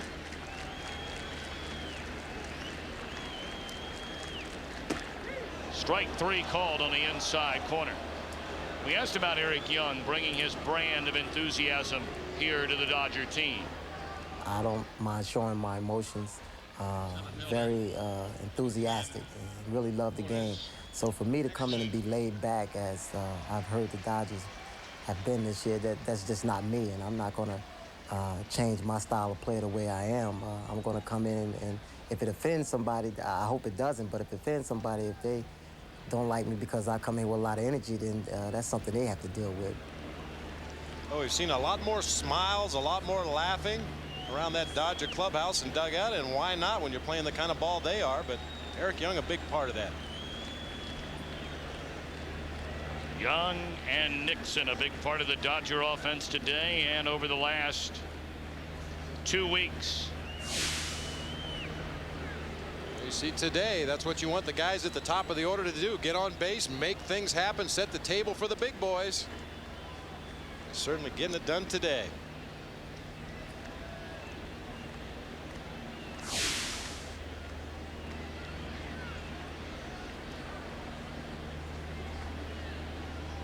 Eric Young holding court in the Dodger dugout there. He didn't feel that was a strike 3. He was rung up anyway, and he's probably pleading his case over there to his teammates. And knowing how baseball is, they're probably telling him, shut up.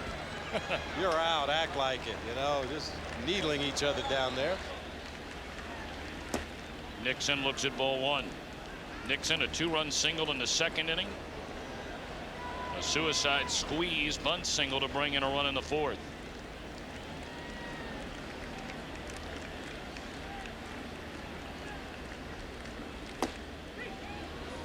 Could you do it any better than this back in that 4th inning? I don't think so. I mean, this is absolutely perfect bunt for a base hit, and he does it in a squeeze bunt situation. Eric Young could have crawled home from third base on that bunt by Otis Nixon. 2 on, 1 out, 1-1 to Nixon, and a fastball from Wells misses outside. And we talked about how Eric Young's game has changed since his early days with the Dodgers as a rookie, how he's matured and not allowed himself to get upset or intimidated by the opposing pitchers. Well, Otis Nixon has changed his game too. When he first came to the major leagues, he hit a lot of fly balls, occasionally would find a gap and leg out a triple, but more often than not hit a lot of lazy fly balls just short of the warning track and jogged back to the dugout. He's now one of those slash and run guys, tries to hit the ball on the ground, take advantage of his speed. Just like that, slashes it down the left field line, but foul. Yeah, many times he's leaning out of the batter's box before the bat even gets into the hitting zone. He's got a half a step or a full step head start down that first baseline before he even makes contact. Nixon early in his career as well had a great deal of trouble off the field. Plagued him for many years, but everything is just fine now, and he's been thrown from a team way out of contention to right in the middle of the hunt.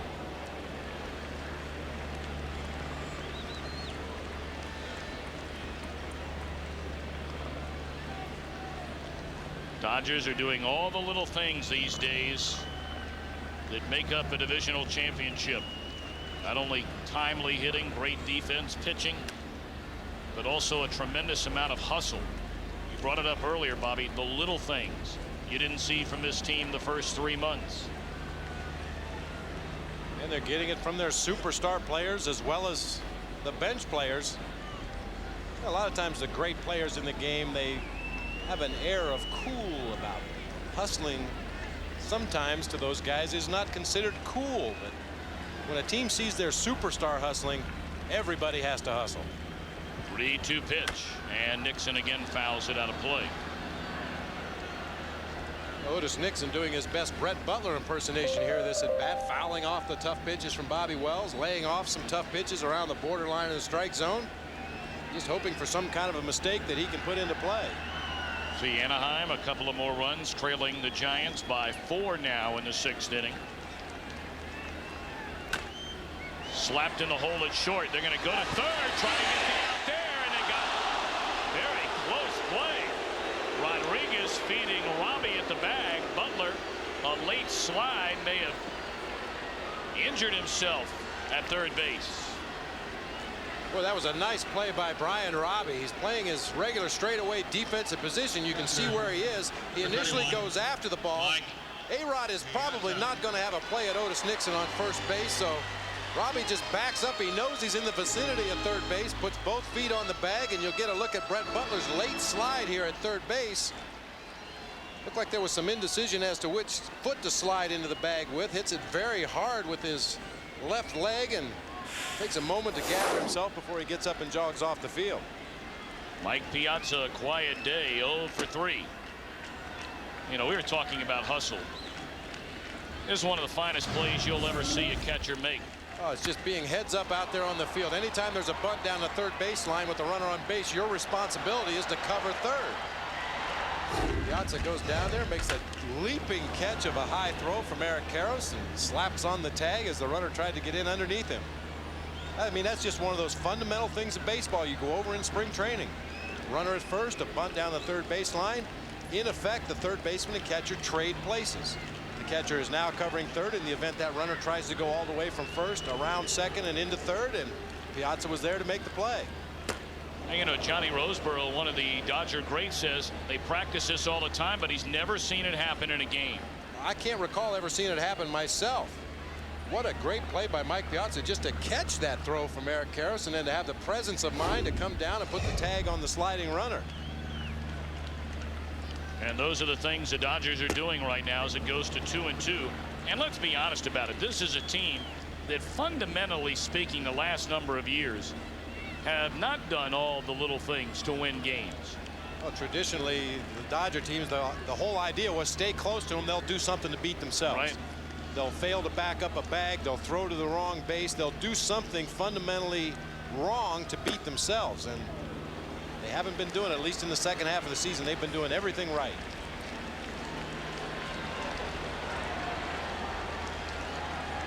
A lot of patience shown by that man, Billy Russell. Boy, it really would have been easy to flip some spread tables and start finding guys and going crazy, imposing curfews, but he's maintained his course. 3-2 pitch, driven to deep right, and that ball is gone.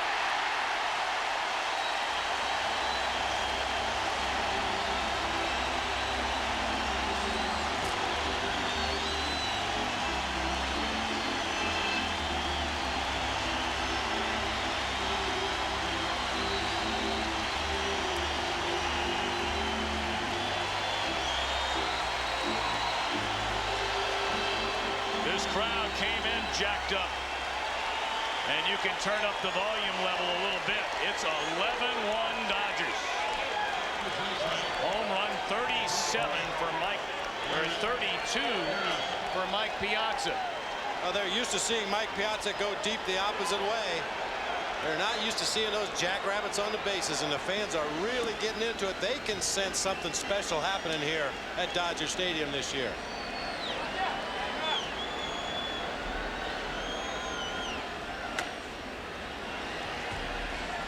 Well, Piazza has done this throughout his entire career. Hit the ball with power to all parts of the ballpark. Very unorthodox swing. Finishes high. You can see he swings the bat, and as he finishes his swing, he straightens his legs and almost seems to get taller in that batter's box. Tremendous opposite field power. 32 home runs, 97 runs batted in for Mike Piazza. He's caught well over 100 games, and he's hitting just shy of 360. That ball mashed into left by Karros, but Kelly is there, and the inning is over.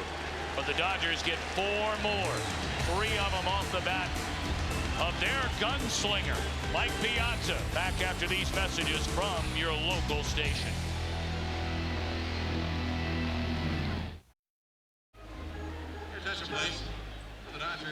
See the numbers, 11 runs on 12 hits for the Dodgers. Seattle 1 run on just 3 hits. And here's a big blast by Piazza. Nardi Contreras, the pitching coach for the Seattle Mariners, spent the better part of the morning going over videotape specifically of Mike Piazza and Eric Karros trying to figure out how they were going to attack. Obviously, he couldn't find anything. And Mike's going to head back into the Dodger clubhouse and take it easy for the rest of the afternoon with a 10-run lead. Numerous changes for Los Angeles. His Piazza's day is through. I'm taking my bats and going home. And when you're Mike Piazza, the way his team's going right now, no one will argue about it. Tell you about all the changes after this pitch to Jay Buhner. 2-0 delivery. On the mound as it goes to 3-0 is hard-throwing right-hander Darren Dreifert.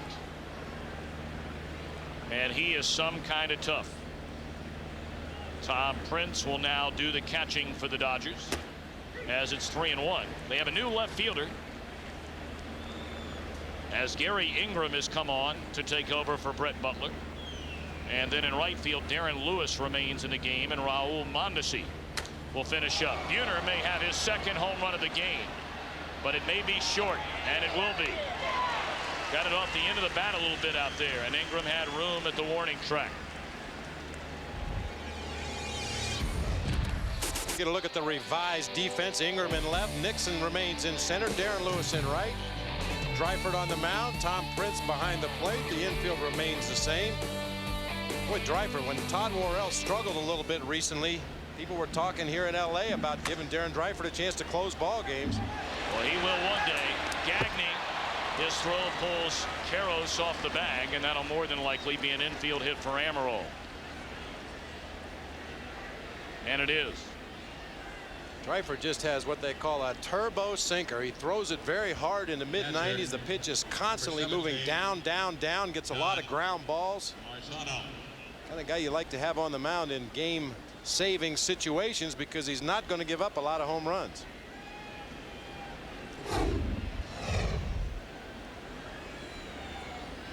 Oh, this Dodger bullpen, we brought it up earlier.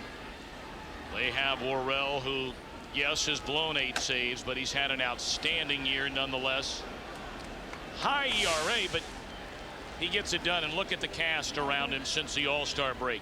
And I just mentioned Dreifert has allowed 1 home run in 50 innings pitched this year. Darren Hall's been very effective. Antonio Osuna with the great heat. Scott Radinsky, the heat from the left side. Very balanced, very strong bullpen. I mean, Bobby, they have 3-4 guys down there that if Worrell runs into future problems. You look at Dreifert's numbers on the season. That opponent's batting average of 182. And a lot of the base hits that he has given up have been ground balls that just happen to find a hole in the infield. Right-handers are not real comfortable hitting off of this guy. He can get in on your hands as fast as any pitcher in the National League. And he's not afraid to do it. You know, and that depth in the bullpen for the Dodgers and the pitching staff in general. Broken bat roller, and that's a foul ball. That depth gives them the opportunity to make the deals they need to plug holes. Very few teams would consider trading Astacio, but because the Dodgers have so many other pitchers in that bullpen, so many guys that can step in and fill that role, they felt very comfortable getting rid of Pedro Astacio to get what they needed, some speed at second base. And Tom Candiotti proved to the Dodgers once again, as he continues to do, that he is a quality starting pitcher. I said earlier this year when Ramon Martinez went down that he may turn out to be the most valuable pitcher on this Dodger staff just because of his versatility and the fact he can give you innings in that 5 spot in the rotation.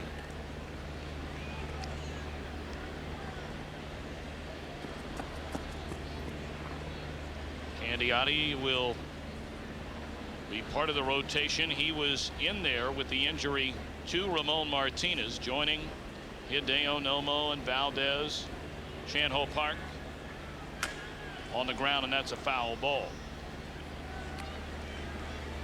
And when they go to the bullpen, look at the winning percentage by their relievers. Second only in the National League to the Florida Marlins.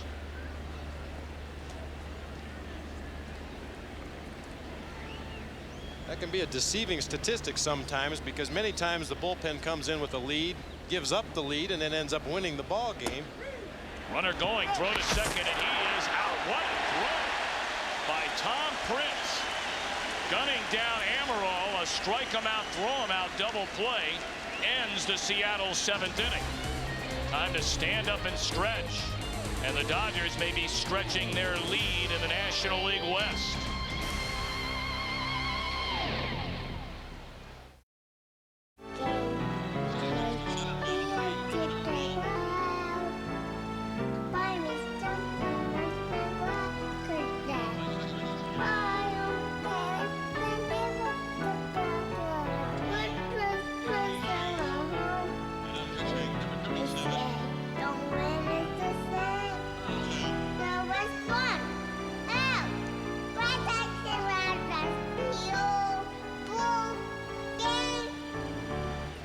Yes, many of the youngsters, as we've seen, Bobby, so often, it seems more this year than the last couple of years, coming back to the great game of baseball. Well, there's so many great young players in the game nowadays. Very easy for the youngsters to identify with these guys because they're not much older than they are. And that's the truth. And they're all dreaming that one day they will be the guys out there, and somebody else's kids will be rooting for them. Alex Rodriguez, the youngest man on the field today, just turned 22 years old, a little better than a month ago. Few changes defensively for Seattle. It starts on the mound with left-hander Norm Charlton. And Gary Ingram bats for the first time, and it's 0-2. Look at Norm Charlton's numbers on the season. It hasn't been a pretty year for him. A high walk total, high base hit total. Right back to the mound, and Charlton retires Ingram. Later tonight, it'll be cops. They face their toughest call when they race to save a baby's life. Watch a heroic primetime Cops, followed by America's Most Wanted, America Fights Back. It all starts tonight, 8 Eastern, 7 Central on Fox.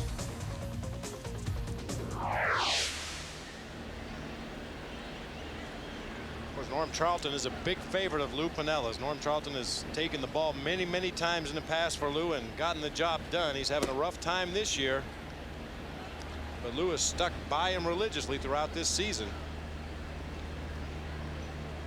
And I made the comment earlier in the year, Bobby, even after they made the trade for Timlin, Spoljaric, and Slocum, I still believe, and maybe you differ, I still believe when it gets down to the most crucial outs for Seattle in late September, I think Lou Piniella ends up going back to Norm Charlton one more time.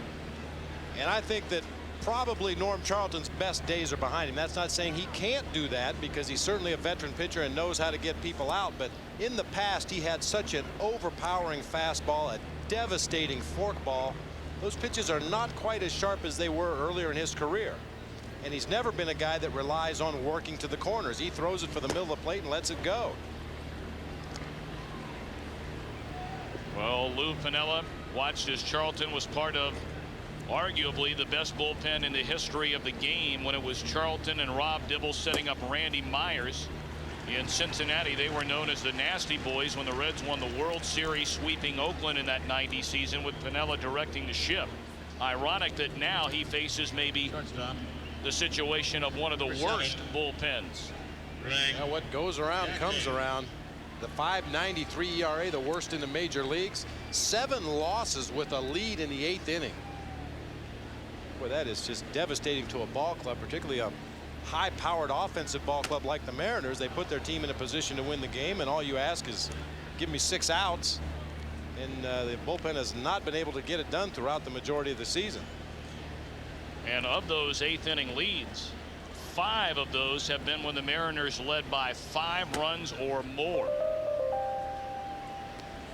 Yeah, you could see once in a while maybe making a bad pitch and giving up a home run, losing a ball game, but blowing a 5-run lead, those are devastating losses. So a moment ago, still 7-3, Giants leading Anaheim. So the Giants trying to keep pace with the Dodgers. They appear to be on their way to winning their 10th game of the last 11 they've played and their 5th in a row. 2-2 now on Gagne. And again for Seattle, this would be their 4th consecutive loss. And Anaheim continues to miss opportunities. They're only a game back. But you don't figure Seattle to be in a slump for very long. Foul ground, Sorrento and Marzano over. And Sorrento makes the play. That was almost an all-Italian collision right there. Sorrento and Marzano. Yeah, we mentioned earlier a lot of foul ground here at Dodger Stadium. Very tough play for the catcher trying to lumber down there with all that equipment on. You've got a glove that's not really made for catching pop-ups. You will always defer to the first baseman or third baseman whenever you can.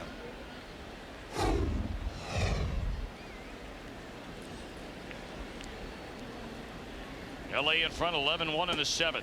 And Thom Prince bats for the first time since taking over for Mike Piazza. He's down a strike.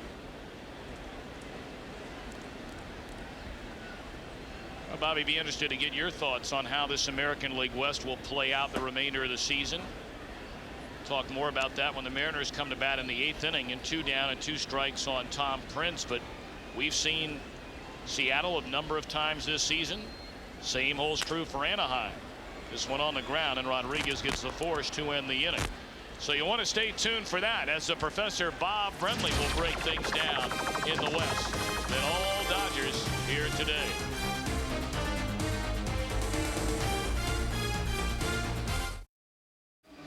Well, here are 2 guys interested in what Bob Brenly has to say about the Western Division of the National American Leagues. Terry Collins of Anaheim and your old buddy Dusty Baker of San Francisco. First of all, the American League West, Bobby, how do you see it the last month?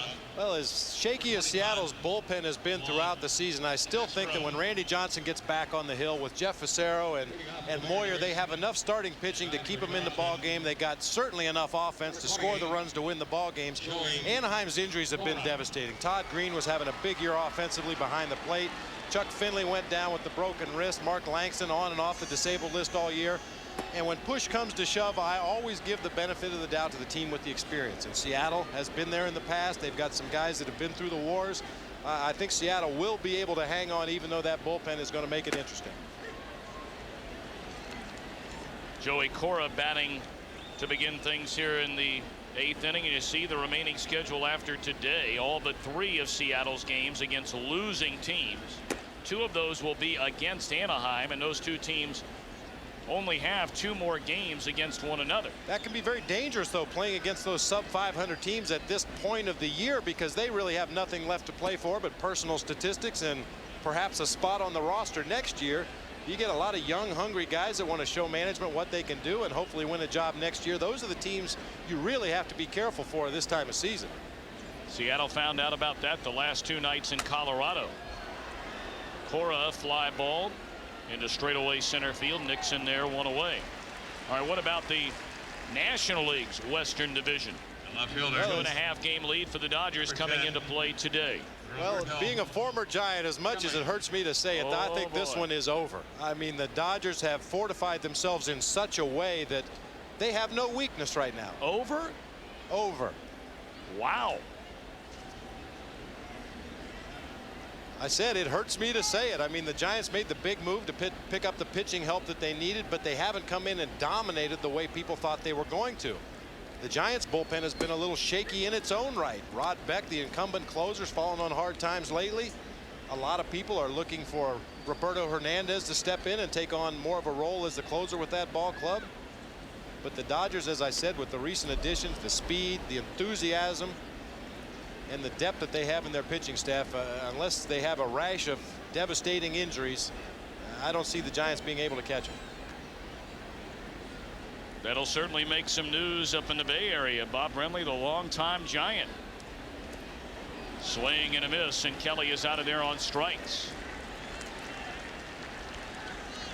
Some of the other races around the National League. Third baseman As you look at Atlanta with a 5-game advantage over Florida, they will play 3 more times at Turner Field. Houston, a chance to really pull away and just wrap the Central Division up. But for whatever reason, Houston, a very streaky team. They have lost the last 2 games, and they'll play the Pirates 5 more times. Only 2 remaining between the Giants and the Dodgers in San Francisco. That's one of the unfortunate byproducts of interleague play and the change in the schedule this year, because normally the Giants and Dodgers would see each other 6, 7, maybe even 8 times in the last couple weeks of the season. And that holds true with Baltimore and New York. They will meet 8 times, 4 at Camden Yards, 4 times at Yankee Stadium. Cleveland again just can't put away Milwaukee. They will not play again. And then Seattle, the 1-game advantage over Anaheim. Boy, Baltimore, I know they lost today. What a team they have assembled. General manager Pat Gillick, the architect of 2 world champions in Toronto. As Robbie pops this one up in foul ground, and Prince, a terrific try, but couldn't get there. Well, you gotta love Tom Prince, don't you? Oh, you really do. I mean, he's a throwback. He's a guy, he slid into the wall to protect himself. That's really the only thing you can do as a catcher when you're running back there towards that backstop. You use those shin guards and slide into the backstop and hopefully get your glove in a position. He gave those people sitting down there in the good seats a face full of dirt right here too. Yeah, Tom Prince, he's really done a good job. The average is not that high, but he's been able to give Mike Piazza a day off here and there when Billy Russell saw fit, and had back-to-back days playing and hit a home run in each ball game earlier this season, and really gives you a stronger defensive catcher than when Piazza's in there. The inning is over. We played 7.5. It's a 10-run Dodger lead.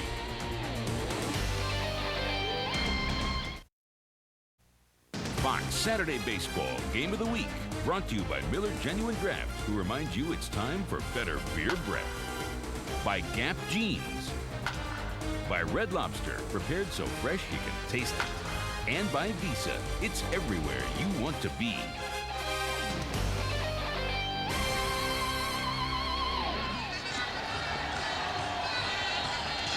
Back at Dodger Stadium, Los Angeles, California, an 11-1 Dodger lead. 12 hits for the Dodgers, only 4 for Seattle. We've talked so much about Seattle and all the home runs they're piling up. But what about the Dodger quartet of Karros, Mondesi, Piazza, and Zeal? First time since that quartet of Baker, Say, Ferguson, Garvey, and Lopes you throw in. That's the 30 home run club. And now all of these fellas a very good chance. Yeah, Todd Zeal have to step it up just a little bit, but they certainly have a legitimate shot at having a quartet with 30 home runs this year. And now they have speed to go with the power in Eric Young and Otis Nixon and Darren Lewis. Heathcliff Slocum now on to pitch.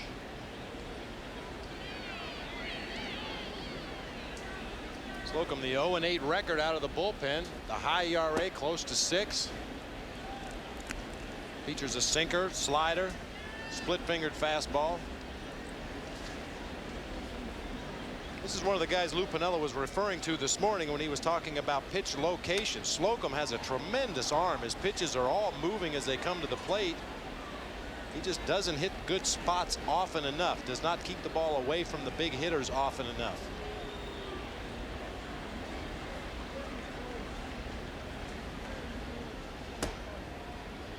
One and 2 to Darren Lewis.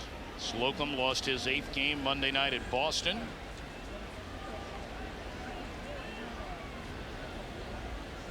Came over on the 31st of July from the Red Sox. Check swing, and Lewis able to hold off. 2 balls, 2 strikes.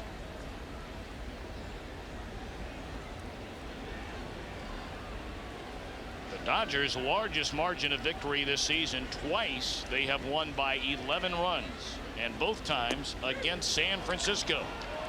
As there is strike 3 to Darren Lewis. Well, on the Fox Saturday Baseball Game of the Week next week, the playoff race heats up. Powers collide in the National League. The Marlins and these Dodgers, plus other crucial matchups. Coverage begins 1/2 hour before game time within the zone. Check the local listings for the game and time in your area on Fox. And you and I will be getting together in the Big Apple for the second of 4 over the weekend, and then 4 the following weekend between the Yankees and the Orioles. Nelson Liriano to pinch hit. He's down a strike. You don't think Yankee Stadium will be jacked up next Saturday, do you? Woo. That place is always jacked up, but especially these next couple of weekends, it should reach a fever pitch.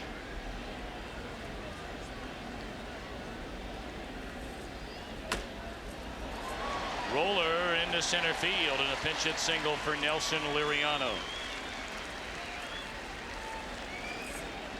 Well, if you're Billy Russell, you have to love a ball game like this. Well, for obvious reasons, the game is pretty well in hand right here, but it gives Billy Russell a chance to unload his bench, get some at-bats for guys like Nelson Liriano and Thom Prince, Gary Ingram. These guys are going to be counted upon down the stretch run. They're going to be used as pinch hitters, defensive replacements, and the more playing time you can get them before you really need them, the more likely they are to produce when they're called upon.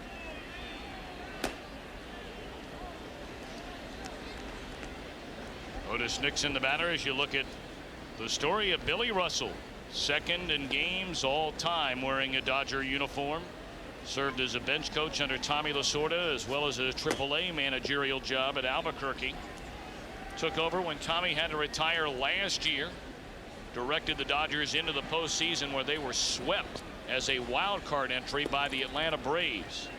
But this year, after a rocky 3 months, the Dodgers, starting on the 1st of July, have been close to unbeatable.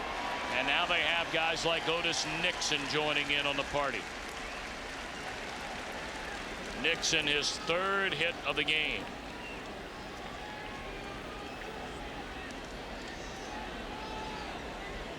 Well, it's certainly been all Dodgers in this ball game today. Get a look at Otis Nixon. His hack up there at the plate. Watch him hit down on the ball, trying to hit the ball on the ground. If he happens to miss it, it turns into a line drive. Number 37. Instead of a pop fly ball to the outfield. One of the changes Otis Nixon has made in his game over the years. It's hard to say that the Dodgers have certainly had their way today, but if you're Tom Candiotti watching this today, you have to hope that the Mariners don't wake up, because they're going to take it out on somebody. A little sluggish today, a little behind things today, but after a good night's sleep tomorrow, the Seattle offense may come out with a vengeance. Oh yes, they can do that to you. Guys like Buhner, Griffey, Rodriguez. Figure Edgar Martinez will be in there along with Sorrento. They have some hammers. You know, Otis Nixon, we talked about his speed and what he brings to the Dodgers at the top of the lineup. One thing we've overlooked, I don't know if there's a better outfielder in baseball at climbing the wall and taking base hits and extra base hits and home runs away from opposing players. Just ask David Segui.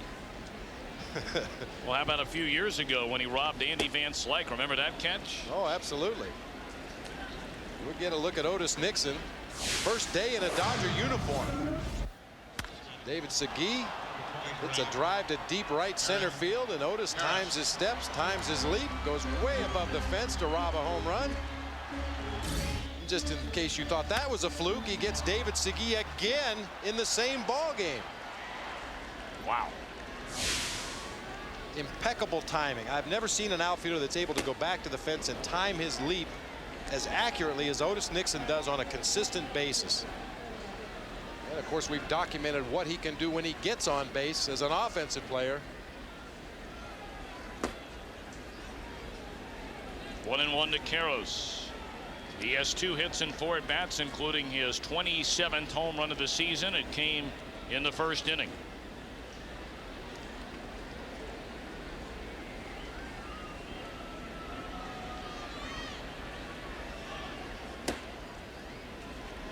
Hey, I can't, while we have a minute here, I can't let slip away an opportunity, and I'm speaking on behalf of our entire Fox crew, to pass along deep And sincere thank yous to the Weissman family for a little get-together last night as that'll end the inning. Mike Weissman and his bride Carol Weissman, their kids Brett and Jed, they were wonderful guests for our entire crew last night.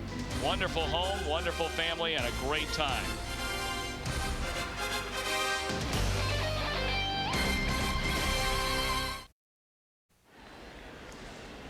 Seattle coming to bat in the 9th inning, trailing 11-1 to the Dodgers. Andy Sheets, first pitch swinging, hammers one down the left field line, and that ball is fair and gone for a home run.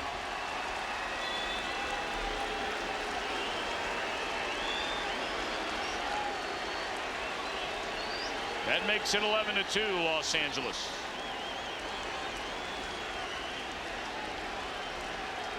Talked about Dreiford's great sinker that's devastating to right-handed batters, but if you cheat for it and open up early, it's a good pitch to hit if you can keep it fair, and Andy Sheets just does hook it around that fair pole down the left field line. Sheets' second home run this season and the second home run of the game for Seattle. But they trail by 9. Dreiford comes back with some heat, and Sorrento down a strike.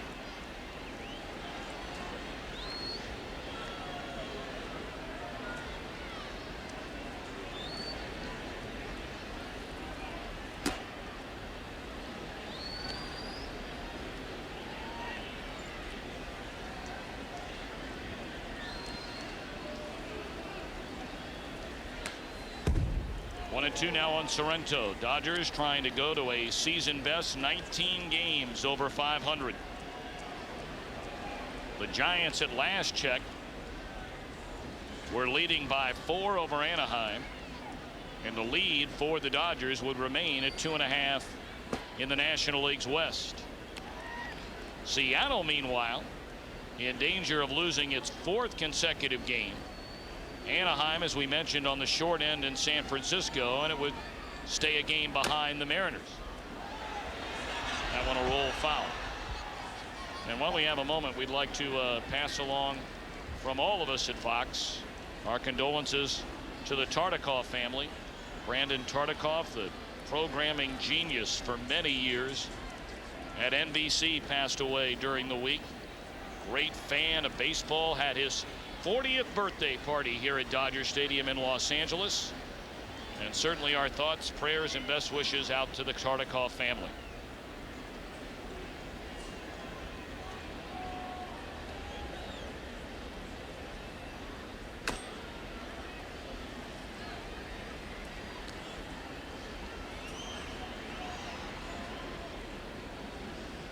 Paul Sorrento hanging tough against Darren Dreiford. Sinker working down and away. He's consistently hitting the top half of the ball, grounding it at home plate, grounding it foul, and swinging and missing. One away in the Seattle 9th. Dreiford has struck out his 4th batter. Shortstop in 2 1/3 innings of work. Your attention, please. Edgar Martinez will come up and bat for Alex Rodriguez. Number 3, Alex Rodriguez. Number 11, Edgar Martinez. Martinez has worn out the Dodgers in their 2 prior meetings in Seattle this season. He had 4 hits and 5 at bats with a home run and 8 total bases. And a few National League fans getting a chance to check out Edgar here at Dodger Stadium.